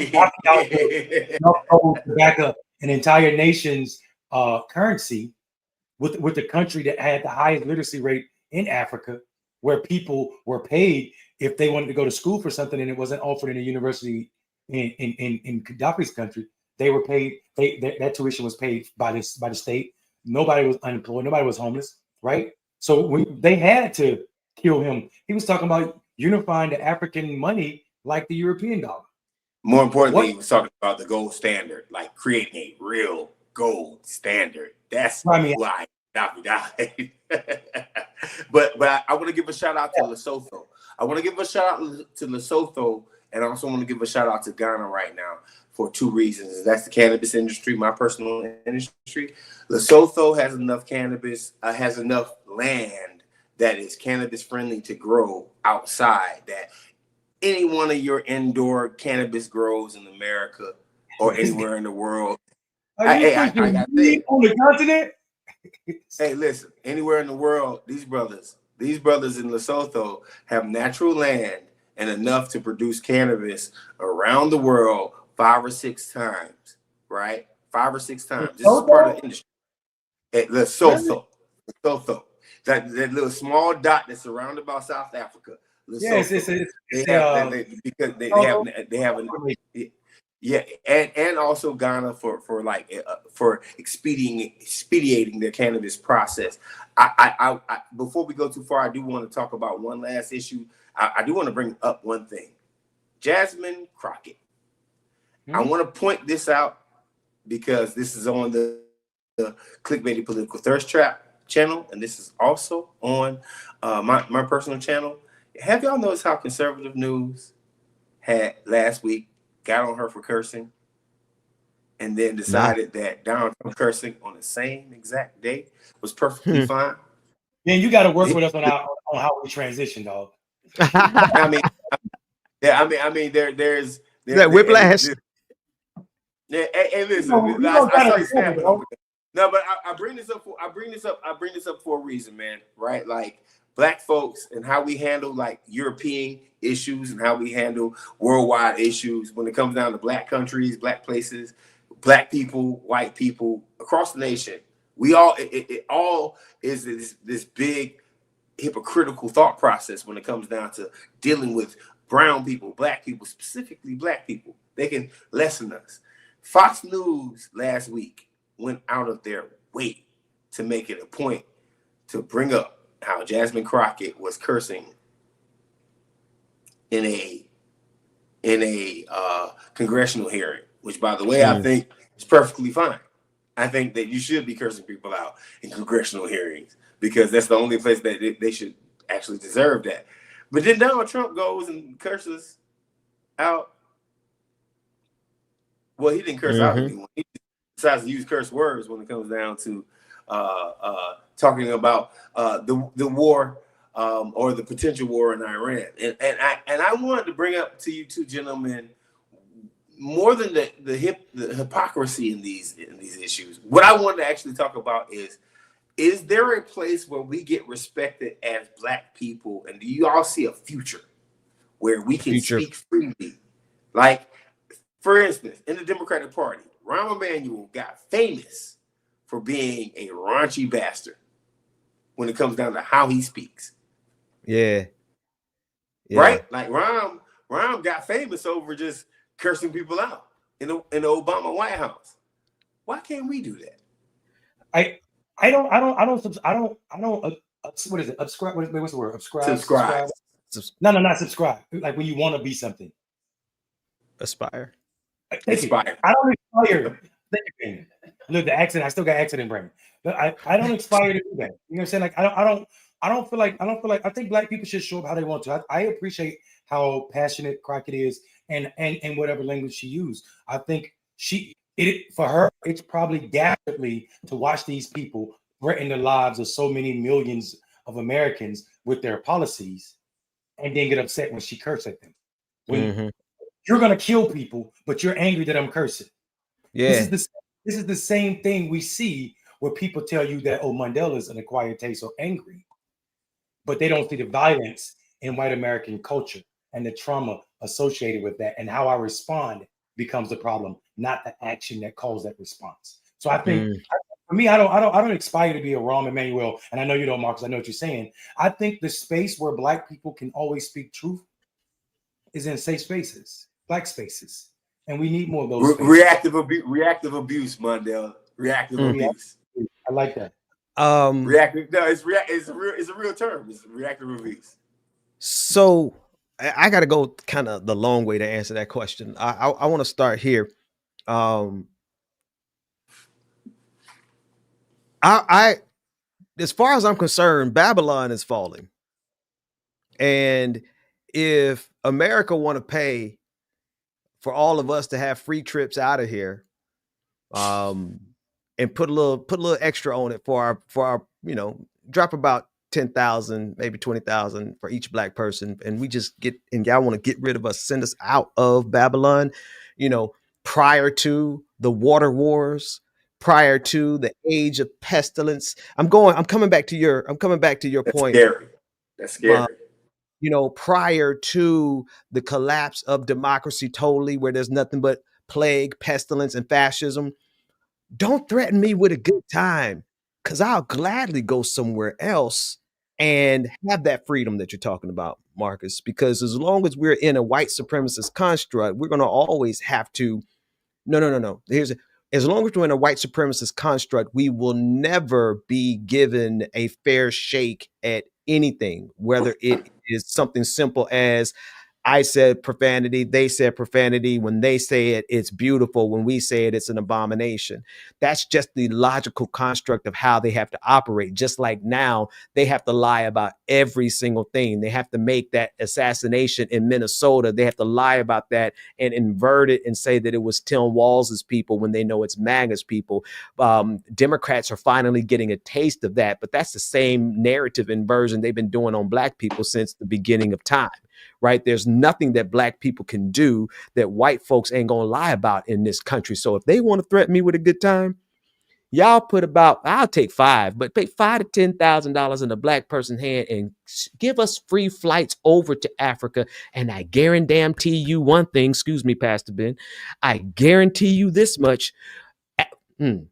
Save this. And this is, I gotta say one more thing. Hang on. This might be a reason why Africa needs to align with Russia and China, because the United States and the West has always had access and permission to come in and plunder and destroy and murder and kill Gaddafi and to just destroy and then turn around and say, oh, why can't Black people prosper? Because colonization and wealth extraction has always gone in and destabilized. Look at the Congo. Look at there is not a nation in Africa that is developing that isn't actually recovering from white folks. So threaten me with a good time, ship us on over to Africa. We will align with China and Russia, dare y'all to mess with us, and watch Africa become the most technologically advanced country on the continent on the face of the planet. And then, Marcus, we'll be able to say what the hell we want to say and not have to worry about the inversion of crackers. Also, can I also say, Ben? Excuse me to all of my, white woke friends. It's funny that you listen. The brain is a funny thing. Like you said, all my white woke friends, and I immediately went to Donald Trump. You want to know why? Donald Trump and his Republican friends. This has been another point that you need to teach us a transition course. Donald Trump and his white friends passed a bill to add like $5 or $7 trillion to the national debt after they call themselves conservatives. Mm-hmm. Right? They passed a bill that's going to kick 660,000 North Carolinians off of Medicaid. Right? Come on. In the middle of the night. Mm-hmm. You can't make that level of irony up. So when you said my woke white friends, all I could think about was all the ones that ain't your friends that were asleep when Donald Trump and the rest of the world has just proved why they want you anti-woke. Why they are anti. Because if you woke, you're going to catch what happened on the news. You're going to see New York Times at 3 o'clock in the morning saying, breaking, the Vote-A-Rama just passed this crazy bill while you were asleep. Oh, by the way, your grandmama ain't gonna have no insurance as soon as it drops. Let me tell you how crazy it is. I said something earlier when we first started the show about how stupid our politics are on our side. Donald Trump's about to take credit for pushing Tom Tillis out of the University of North Carolina, right? Say that one more time. You broke up. Donald Trump is going to take credit for pushing Tom Tillis out of the Senate. I'm with you. I'm with you. Right? Yeah. That's what he's going to do. He's going to say, I threatened him, so he knew he had to drop out. That's what he's going to say, right? Here's the problem. That ain't what happened. Tom Tillis had already told Donald Trump he wasn't going to run for a third term. So Donald Trump, this is why I feel like Donald Trump bombed Iran. Because he thought Israel was going to be looked at as a strong power. So he wanted some of that. He started bragging. He went from Israel's bombing them to we bombing them. We know, that Negro said, we know where the Ayatollah is right now. We can take them out if we want to. Wait a minute, dog. We do? We can? Because your intelligence, American intelligence, said we don't got no intelligence saying that Iran is making a bomb. So that's why right. Bombing? Right. That's right. You had to sideline American intelligence to go with Benjamin Netanyahu intelligence. We saw that play with Bush. We thought Bush was the only stupid enough to fall for that. You got another dumb president falling for the same thing. Now, mind you, this is the president that told us, y'all, that Barack Obama was so weak and couldn't negotiate that he was going to bomb Iran to keep them from getting a nuclear weapon. This is what Donald Trump told us in 2016. Our president was so weak that he was going to bomb Iran. So I'm telling people, Ben, to bring it back to that anti-woke moment or that woke, our white woke friends. Your white woke ass gonna die right here with us. They can't go nowhere, huh, Dale? No, that's why. Hey, that's why I say if they want to deport us, come on, give us these free flights out of this country. This country going to hell. It's going to be less than 10 years before people are out here dying of plagues that we got rid of because y'all got Robert Kennedy Jr. Y'all think Babylon is a place we need to stay in? I'm just biding my time till I get enough resources to either get rid of y'all or get us out of here. Because and beyond truth to be told is what they have set in motion with Donald Trump is the death knell to the United States empire. They hated black folks so much. They hated immigrants so much. They hated gay people so much that they decided we want to tear this place down. And y'all think people beg? Y'all doing these immigrants a favor, getting all these immigrants out of the United States of America before the pestilence comes in. Y'all are blessing them. What the enemy meant for evil, God is turning around for the good of every person you are deporting. So please continue to send us away from Babylon because y'all have insisted on letting it fall. And I've just come full circle. I've been praying for the last 2 years. I'm like, God, save this democracy. I'm raising children here. God, you got to do something about the evil. You got to do something about this forever pandemic. God, what are we going to do? What are we going to do? And then God just told him, he said, why would you want to stay in Egypt when they want the plagues? Why would you want to stay in Egypt when Pharaoh has hardened his heart? Go ahead, man. My bad. Yeah. God saying to you, like, I sent you a little boat, I sent you a medium-sized boat, and I sent you a yacht. Don't you come up and complain about why I ain't come get you. Come on. Listen. Take them healthy black kids away from here before they're healthy. Look, get us up out of here. I think it's a real big thing where I finally realized that for the first time in my life, I have a pure enemy. Ooh, pure. And sometimes I want to, like the mongoose to a colt. Yes. I have an organic enemy in Donald Trump, but here's my thing. Like, so if you're a clickbaity political thirst trap fan, you watch the show and you know that I am critical of Democrats, right? But I just want to clarify this. Fuck Donald Trump. like from the bottom of my heart, fuck that guy, right? Like, don't get this twisted. Maybe I'm messing up the algorithm. I'm sorry, Mondale. I know you got plans, but listen, like That guy right there is my organic enemy. And it took me a while to understand that, right? Now, don't get me wrong. I have enemies that I know within the Democratic Party, right? But when it comes down to like functioning as a human being. Showkey says you phoning in, Marcus, on your Nokia. I'm dead.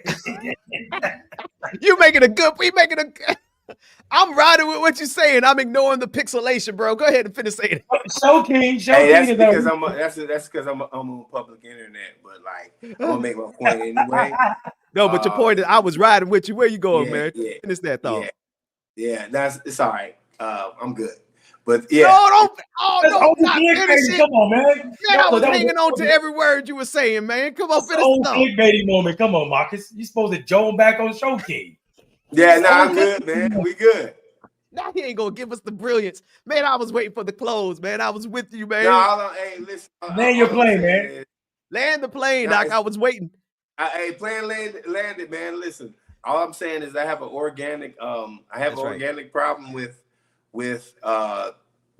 Trump, and to be honest with you, like at the end of the day, when we look at what happened in New York, and then when we look at what happens and is happening nationally, right? Worldwide. Yeah. I will say I'm not wrong with what I've been saying. This party is corporate driven. This party is so corporate driven to the point where Israel has more power than the Democratic voter. That's right. We are so corporate driven where Donald Trump can say what he wants and be reelected on a consistent basis, and that's right. And be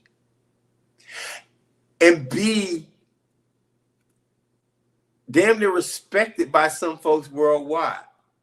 Listen, yes. Jasmine Crockett is up there fighting for us in a different way. We have bills that are being passed with citizenship. The Trump administration is doing what the Obama administration could only dream of, but had the power to do, because Democrats are soft. And at this point, I just want to say this on this show, since Marcus has been the bad guy when it comes down to progressive politics. You ain't the bad guy, though. No, I have been. Let's keep it 1,000. Marcus has been in the chat room and on the show. I have consistently been the target. And let me finish my point, and then you can get that thought out. Let me get back to clowning me. I don't want to hear that shit from now on. Nobody on Clickbaity, no goddamn more. These Democrats are full of shit. They are full of shit. I don't have a problem with us being hardcore, real democratic policies, messaging, and also ethos. But we have forgot what it means to be a Democrat. Being a Democrat right now should be being a progressive, but it's not. But it's not. Yeah. What being a Democrat? I don't know what the fuck is so funny, Mondale. Like, I'm gonna tell you. Go ahead. It's the chat room, man. They are the chat room is out of pocket. They talking about 5 frames per second. They not letting you live on your Wi-Fi. I mean, it is what it is. It's a Wi-Fi thing. Yeah. Right? Yeah. Nah. But let me say why I agree with you. Why I agree with you, Marcus. Hey man, y'all. But I am confused about. I am confused. Go ahead. Hang on. The predicament we in right now. Like I can be bit by bit. I can be bit by bit. We can hear you good though. Y'all can see this, right? No, it's too blurry. It's too blurry. I bet. You look like somebody trying to watch porn in 1992. Take that VCR tape from Marcus out of the camera, dog. It's like you need to turn the tuner on the old black and white TV. Oh no, you know what I'm gonna do? I'm gonna do something different. Blow in the disc and start the game over.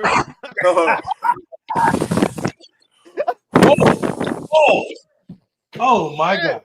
Wait a minute. We went too far. But no, I heard, Marcus, I want you to know I heard every word you said, right? I am confused by one thing, but I agree with you on a whole lot that you said. Let me give my mea culpa, if I may. Let me tell you what shifted in me. Which cut the whole camera off. I think he still can hear you. I think he's trying to fix this. You know, he there. Here's my mea culpa moment. Thinking that America could be saved, I was willing to put up with too much from the Democratic Party to try and save it. If my calculus has now changed, and it has, that the United States of America cannot be saved because there are too many white folks who are on a suicide mission because they hate black folks so much they would rather die. Like, we're dealing with folks who would actually rather die themselves than to actually preserve democracy. Then you come to the realization there ain't nothing you could do in this country. So why put up? And then the second thing, when you see how deeply embedded corporations and Zionism are in the Democratic Party, you realize the fix has been in for a very long time. So I agree with you. Only thing that I'm confused on is tie in your realization that Donald Trump is your natural born enemy to where you landed the plane on me and Mundell, and not saying anything to you about the Democrats anymore.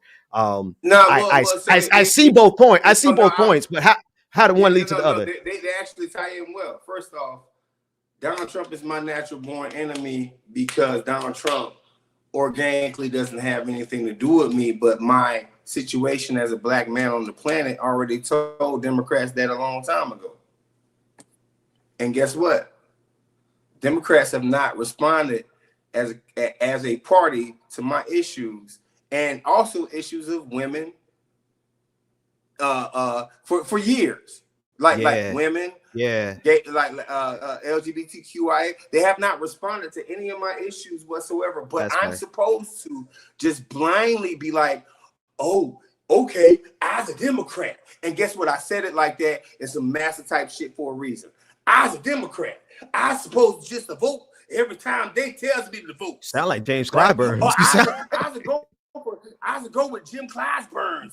Marcus, don't move too much, man. It makes you No. I'm not finished yet, Mondale. Hold on, sit back. You got your chance to clown. What I'm saying is very, very fucking simple. I'm saying they have done the most amazing job. They have done the most amazing job with making us as black people and as communities of color feel like we owe them something. When in all honesty, like they owe us everything. Would have gotten a lot more of our families' votes. Like the people who sat back in 2024, these votes would have happened, and Trump wouldn't be doing all this crazy shit if they hadn't been talking about the things that we were talking about, right? So, I mean, I'm gonna be above like the petty crazy shit that's going on in the chat right now, and I'm just gonna talk about the real shit that I'm talking about, right? So, like, what I'm saying is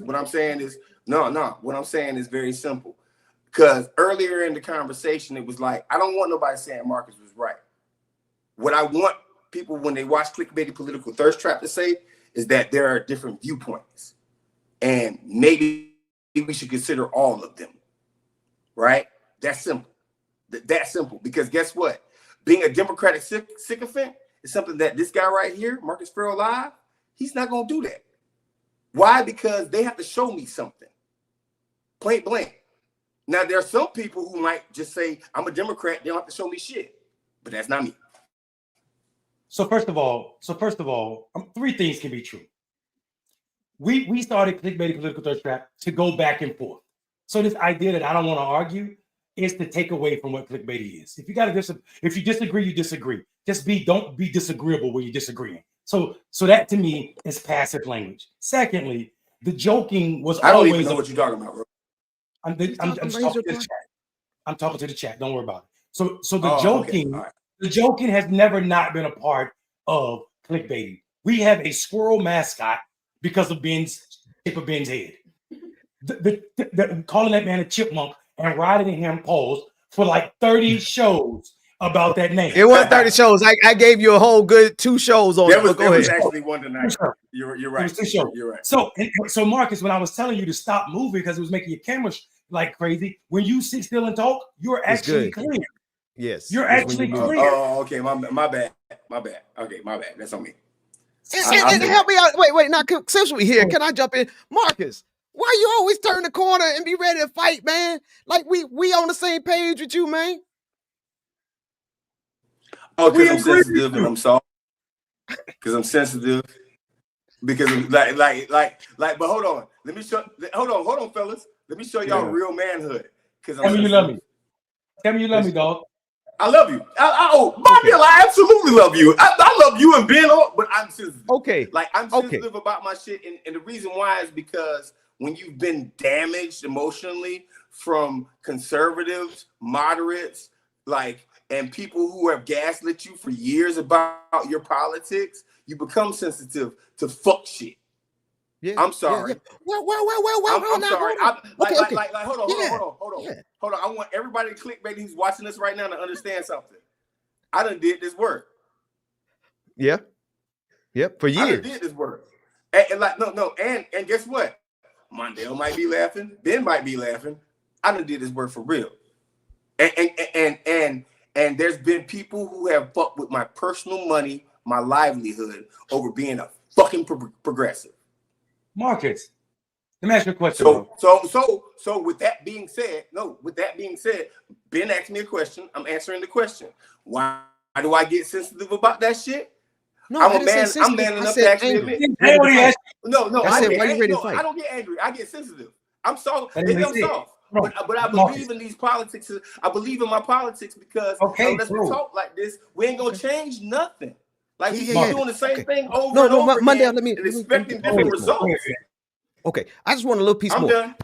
I just want a little piece more because like we here you now. Asked the question, man. I answered. Yeah. But my question was, why do you always be ready to fight so quick? All right. So I don't want you to take away from this that I say anything about you being sensitive. You brought that up. All right. Just want you to make sure. I did. No, I'm sensitive as fuck. Okay. I admit it. Okay. No. I just want to make sure you don't let that get entangled with what I said. Why you all ready to fight? And two, brother, okay. I'm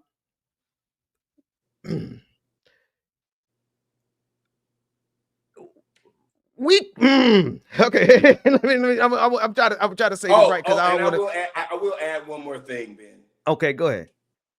On this, since we're bringing it up, yeah, I'm the blatant progressive when it comes down to this show.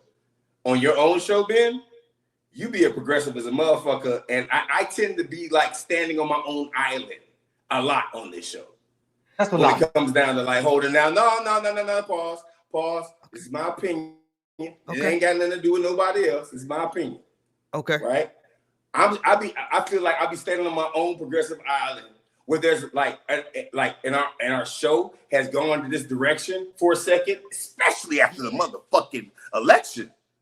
After the election, like directly after the election, we were all like, I felt like it was Kamala juice up in, Vice President juice up in here. And I was like, oh, so we done went, Clickbaity done went corporate. I ain't got that check yet. So, here's where I disagree. I am telling you why I act the way I act. Marcus, can we rebut? Go ahead, Ben. Because I want to rebut. There's progressive, but then there's also misinformation. And I love you, brother, but sometimes you drop stuff on the air that I just can't agree with because it ain't factually true. And that's okay. That's okay. Sometimes we got to find it. We got to call it out. And then if I make a mistake, I say it and we go, and that's cool. But when so we all do that? So don't we all, if I'm the only person, so you're factually true all the time, Mondale, and you're factually true all the time, Ben. No. I'll say this. Hang on. I'll say this. Can I No, because I'm going to answer. Hold on, Marcus. I'm going to answer. Marcus, I will say stuff that's my opinion. That's not that there's no facts to. I absolutely am extremely opinionated, and it's just my opinion. Yeah. That happens a lot. But I don't be going out here on the hotel conspiracies. Okay, no, I'm gonna give you a specific example, Marcus, and it's because I love you, and we're here, and I'm gonna say it. I've been doing this for 12 years. You might find one instance of me saying something factually untrue. Two, I'll say two. You know when one of them was? 2 weeks ago when you brought up Al Sharpton endorsing Mario Cuomo, not Mario Cuomo, he did. Andrew Cuomo. Yeah. He didn't, we went off on it on air. We took it on GP because you told us that. But then when I went back and I started fact checking it, I was like, dang, that ain't even true. It was something that you got from Sabby. I looked it up and Sabby was the only person who had even covered that. Then I looked up even deeper and I'm like, damn, I just went off on Al Sharpton, even though he's go offable. You know, it's easy to go off on him for many reasons, but not for the reason that you brought up. You know what I mean? So if we're going to go off, I want to be factual. So that's one. Two, there's a reason to oppose people, and it can't just be because you got to show me a reason why I should not have supported Kamala Harris. I don't see a reason why I should not have supported Kamala Harris. Not in the dynamic. Not in the dynamic. Hang on. Let me finish. If you said that Donald Trump is your natural born enemy, give me a reason why you should not have gone out and voted for Kamala Harris. Okay, no, let me give you two things. First point, right? You're absolutely right. I do apologize. Hence me wanting to do the Clickbaity Political Thirst Trap show last week, but I was available for it. And my first thing was going to be, hey, yo, my bad. I shouldn't have said that. But we didn't do that, and I didn't have an opportunity to.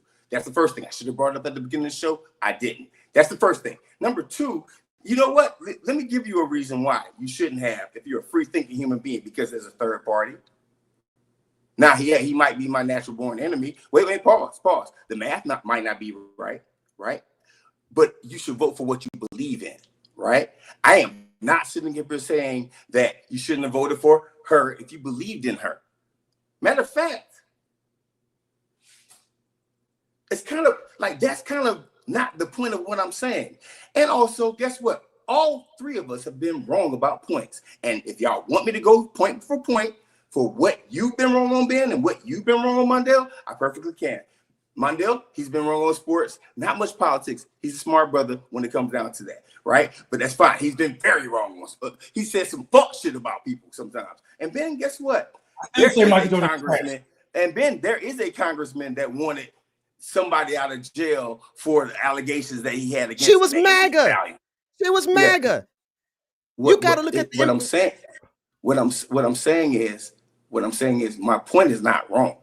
My point is I brought up that there was a Congress person. We can go back to that is Congress person who wanted Tory Lanez out of jail is Representative Luna, whatever her last name is. Hang on. I'm gonna finish the thought. See, Marcus. But what I'm saying, I'm not saying no. Let me finish my thought. Hang on. I was in the middle of a sentence. Go ahead. Go ahead. Make this Marcus is literally coming at with false narratives all the time, because that's bullshit. Well, because it is. And to be honest with you, if it's like that, Marcus, brethren, you all right? Brethren. Marcus, are you okay? I'm great. I'm great. We were having a great show. I'm open. We were having a great show. Let me say this. And I'm gonna say it with love, but I'm gonna say it. You don't get you're not the arbiter of progressivism, Marcus. You're not the final say on who and what is. You can determine your progressivism for sure, and I respect that, right? But your progressivism, listen, man. I remember what some of the things that's not even important. I'm gonna take that back. Thank you, Lord. My choice with Kamala Harris and my defense of Kamala Harris is as rooted in progressivism, secondary, but blackness first. Right. That's where I stand. The reason it's still rooted in progressivism is because I understand the nature of American politics. And if I know that the death knell to the United States of America is Donald Trump, for me, anybody who's talking about a third party is out of their mind. That's for me. You are. You can discern that for yourself, but that don't make you more progressive because someone is chasing after a what we call a chimera, something that's wanted and desired but never achieved. I like Dr. West, but I think he was a fool for trying to run a third party. That's my decision. That's my choice. Does that That's make fair. Dr. West more progressive than me? Not. Right. Listen, ain't nobody really much more progressive than me on politics, on economics.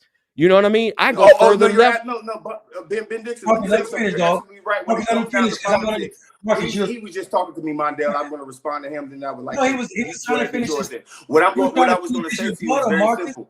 It's okay. Let him go. I never at 1 second said that I was more progressive than anybody. I said that my viewpoints have been downgraded, but I'm not saying that you're wrong.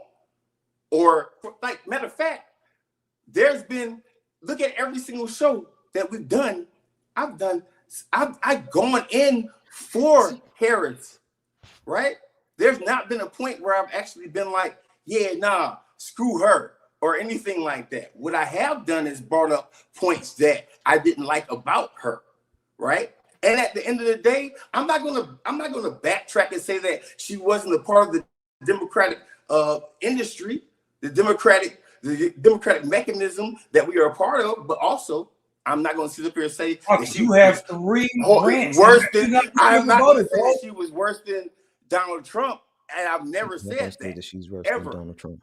Okay, so let me Marcus, and I've never said making the same thing Marcus, as Donald Trump. And arguments. if y'all try to put me on that level, they all kind of like that's the cap. Marcus, what are you doing? We're just trying to leave it at that. Marcus, we're engaged.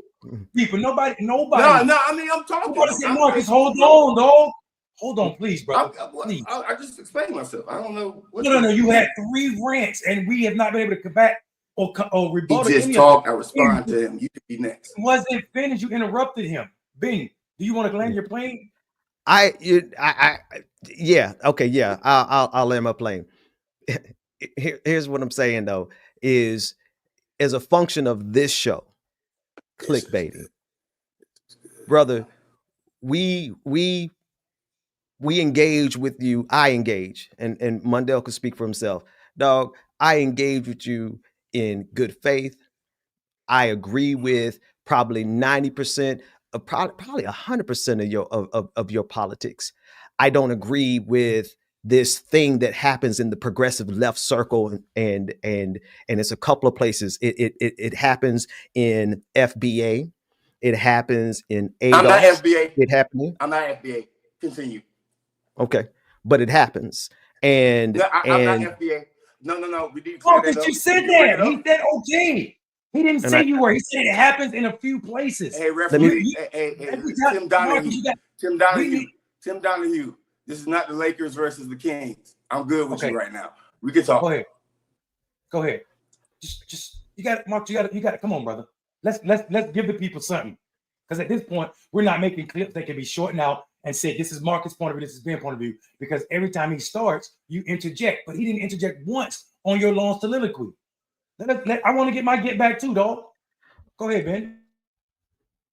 There is a through line. There is a way of thinking. There's a way of engagement. There's a way of arguing, and there's a way of neutralizing actual progress that is rooted. That Francis, I can't think of her last name. It's a circular logic that prevents actual progress from occurring, and it manifests in revolutionaries and radicals all the time, where they can't engage with the natural culmination of the argument. What am I saying? Is that it becomes an abort mechanism. It feels good, and you could say it, and you could. It's just like the idea of voting for a third party. It gives you space to say I'm doing the right thing, but at the end of the day, you're not doing a thing. You're not getting anything accomplished. You're not moving the ball forward for progress. In fact, we're handing over the ball to people who are going to make us regress.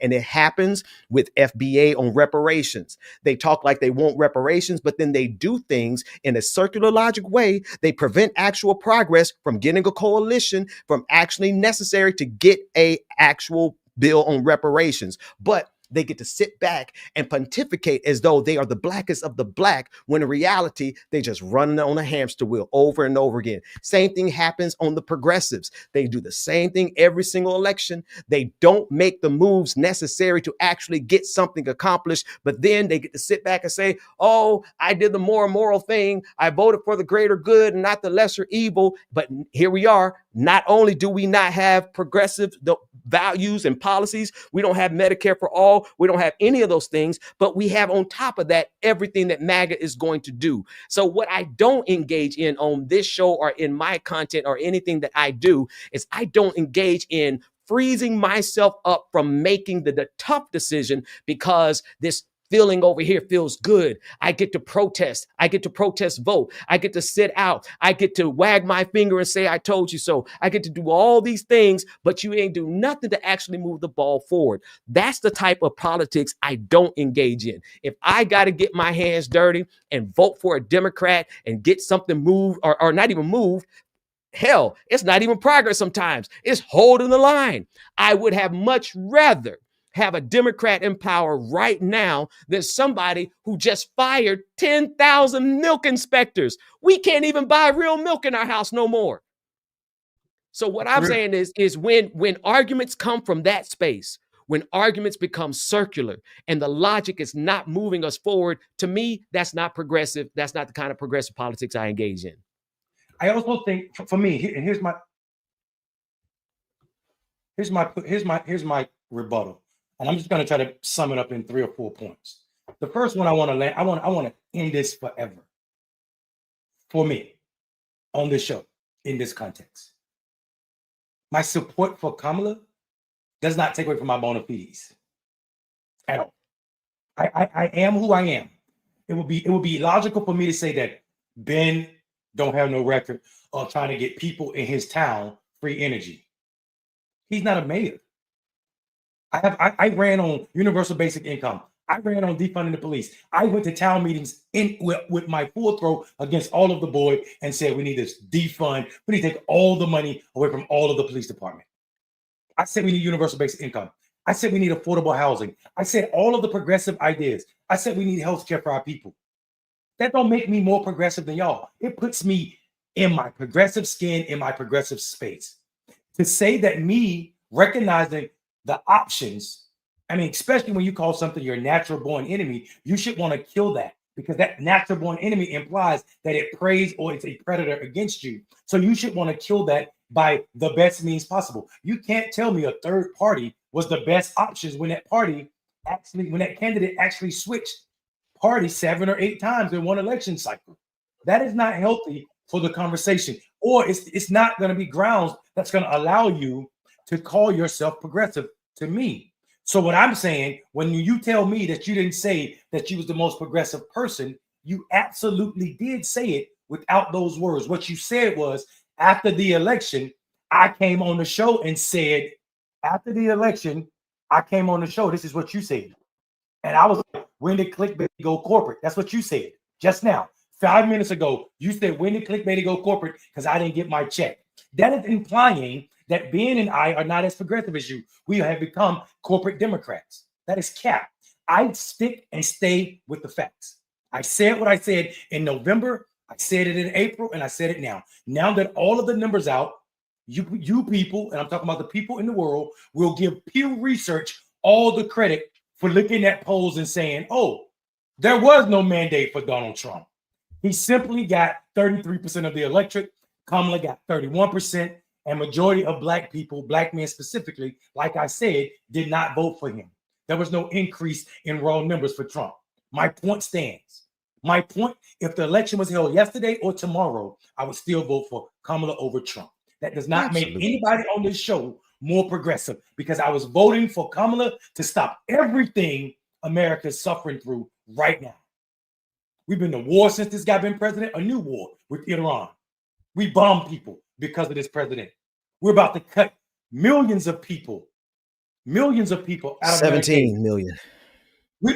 15 million people are about to die because of the ending of USAID. None of that would have happened if Kamala was president. I don't care what people say.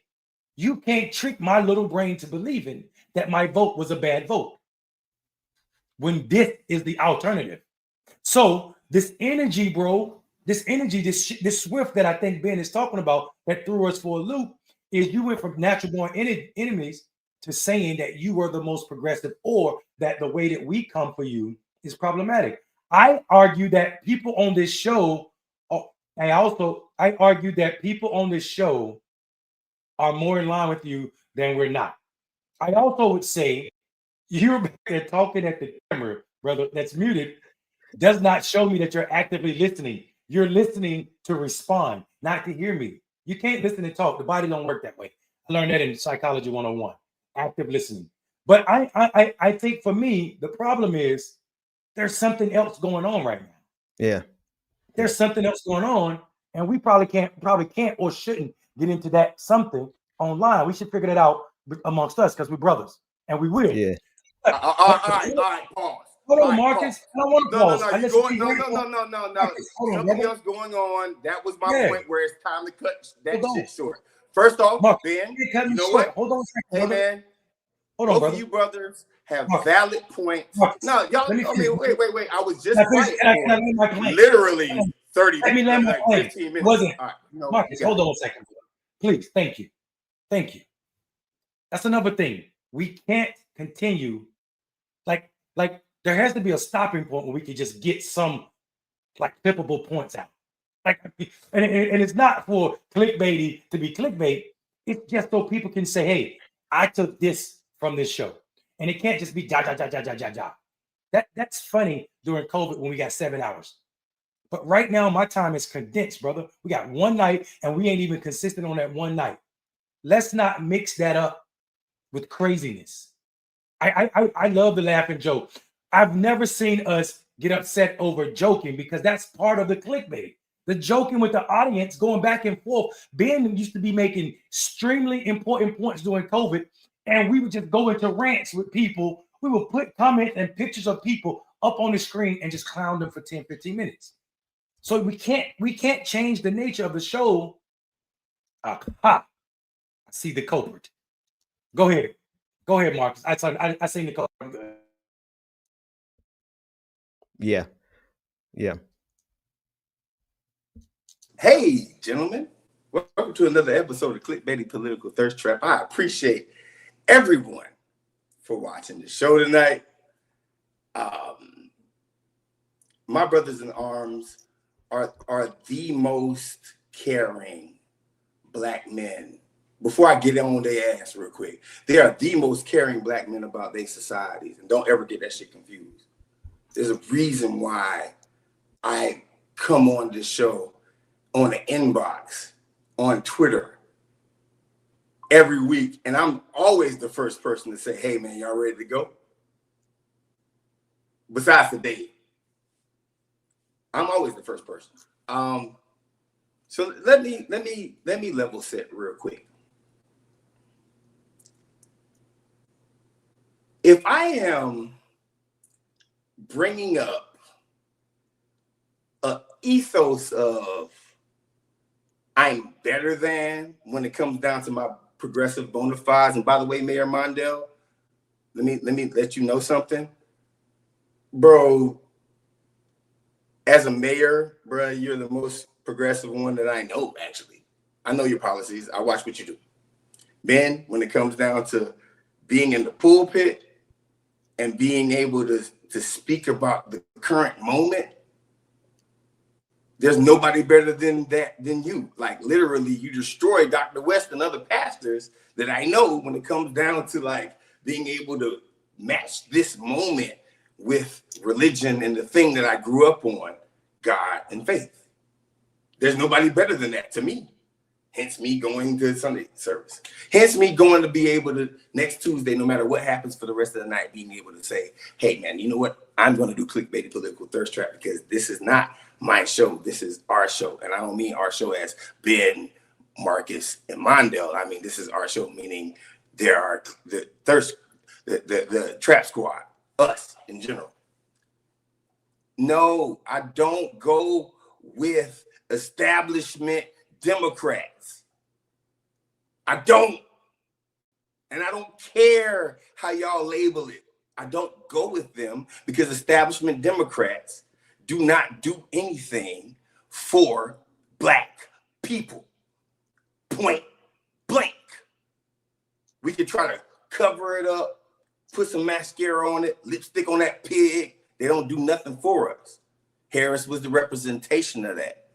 Now, I even said this during the election, but we didn't start having these conversations till after the election. Harris has been better than Trump, and she would have been. I said that. I'll say that again. I said that in the past. I'll say that in the future, but I've said that. So to try to put this false narrative that I am trying to, like, I was trying to like bash Harris the whole time. No, I just wasn't feeling her. And I thought we had a show that we could talk about not feeling something or someone. Oh no. When after the election, instead of having any contradictory thought processes, and by the way, folks, Ben, Mondale, y'all can go back and watch. It was the Harris show. I've never been about the Harris show, bruh.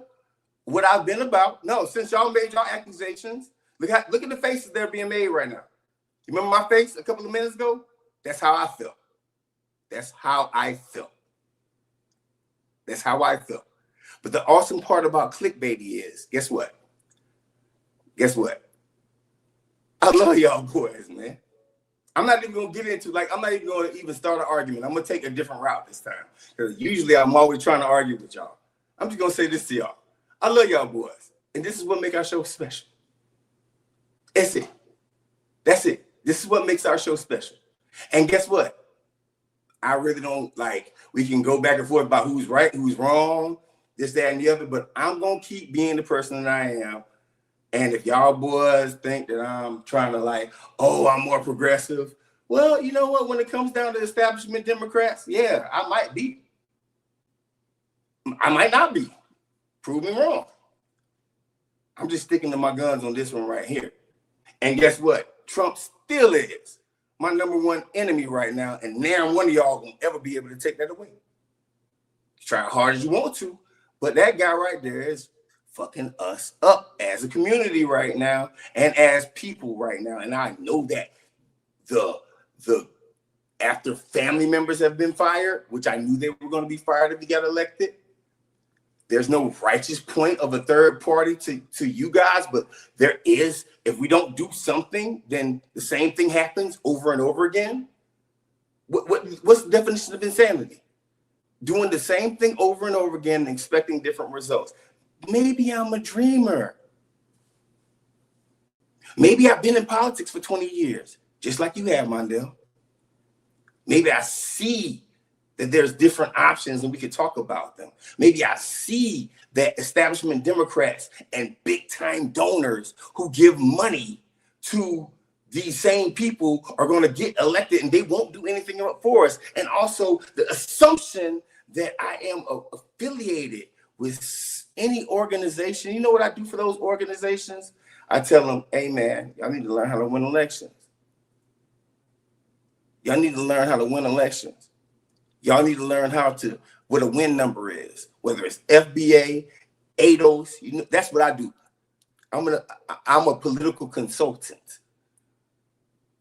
If you want to win elections, if I want reparations passed, then guess what?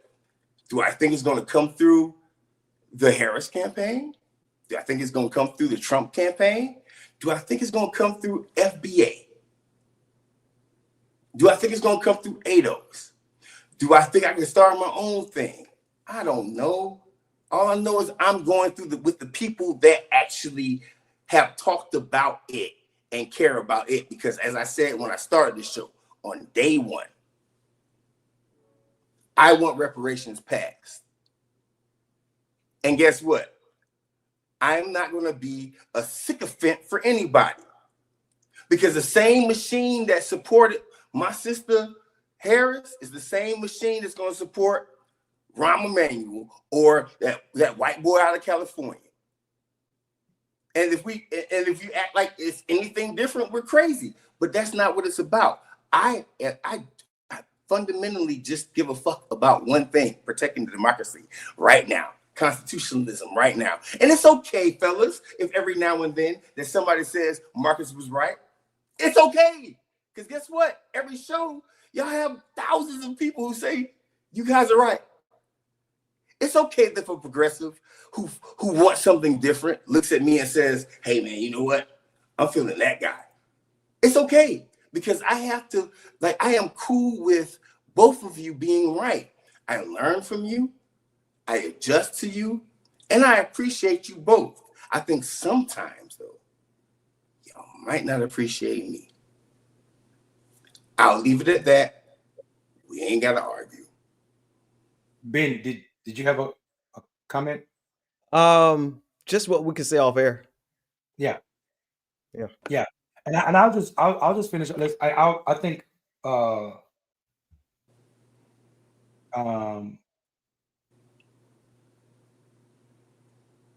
I'll just say if my rebuttal, Marcus, came off as accusations, then I didn't communicate it properly.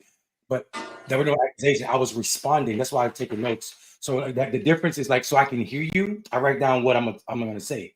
I don't interject or interrupt you because I know that's just going to take us down a road that we don't need to go down. I was not making accusations. I was responding to accusations. There. So sorry about that. Sorry about that, brother. I'll just leave it there. What I would say is 10:15. It's late. I would ask that both of y'all stay on after the music ends. Let me say to the folk, y'all just watched siblings go off the deep end a little bit. But we'll be back next Tuesday, hopefully.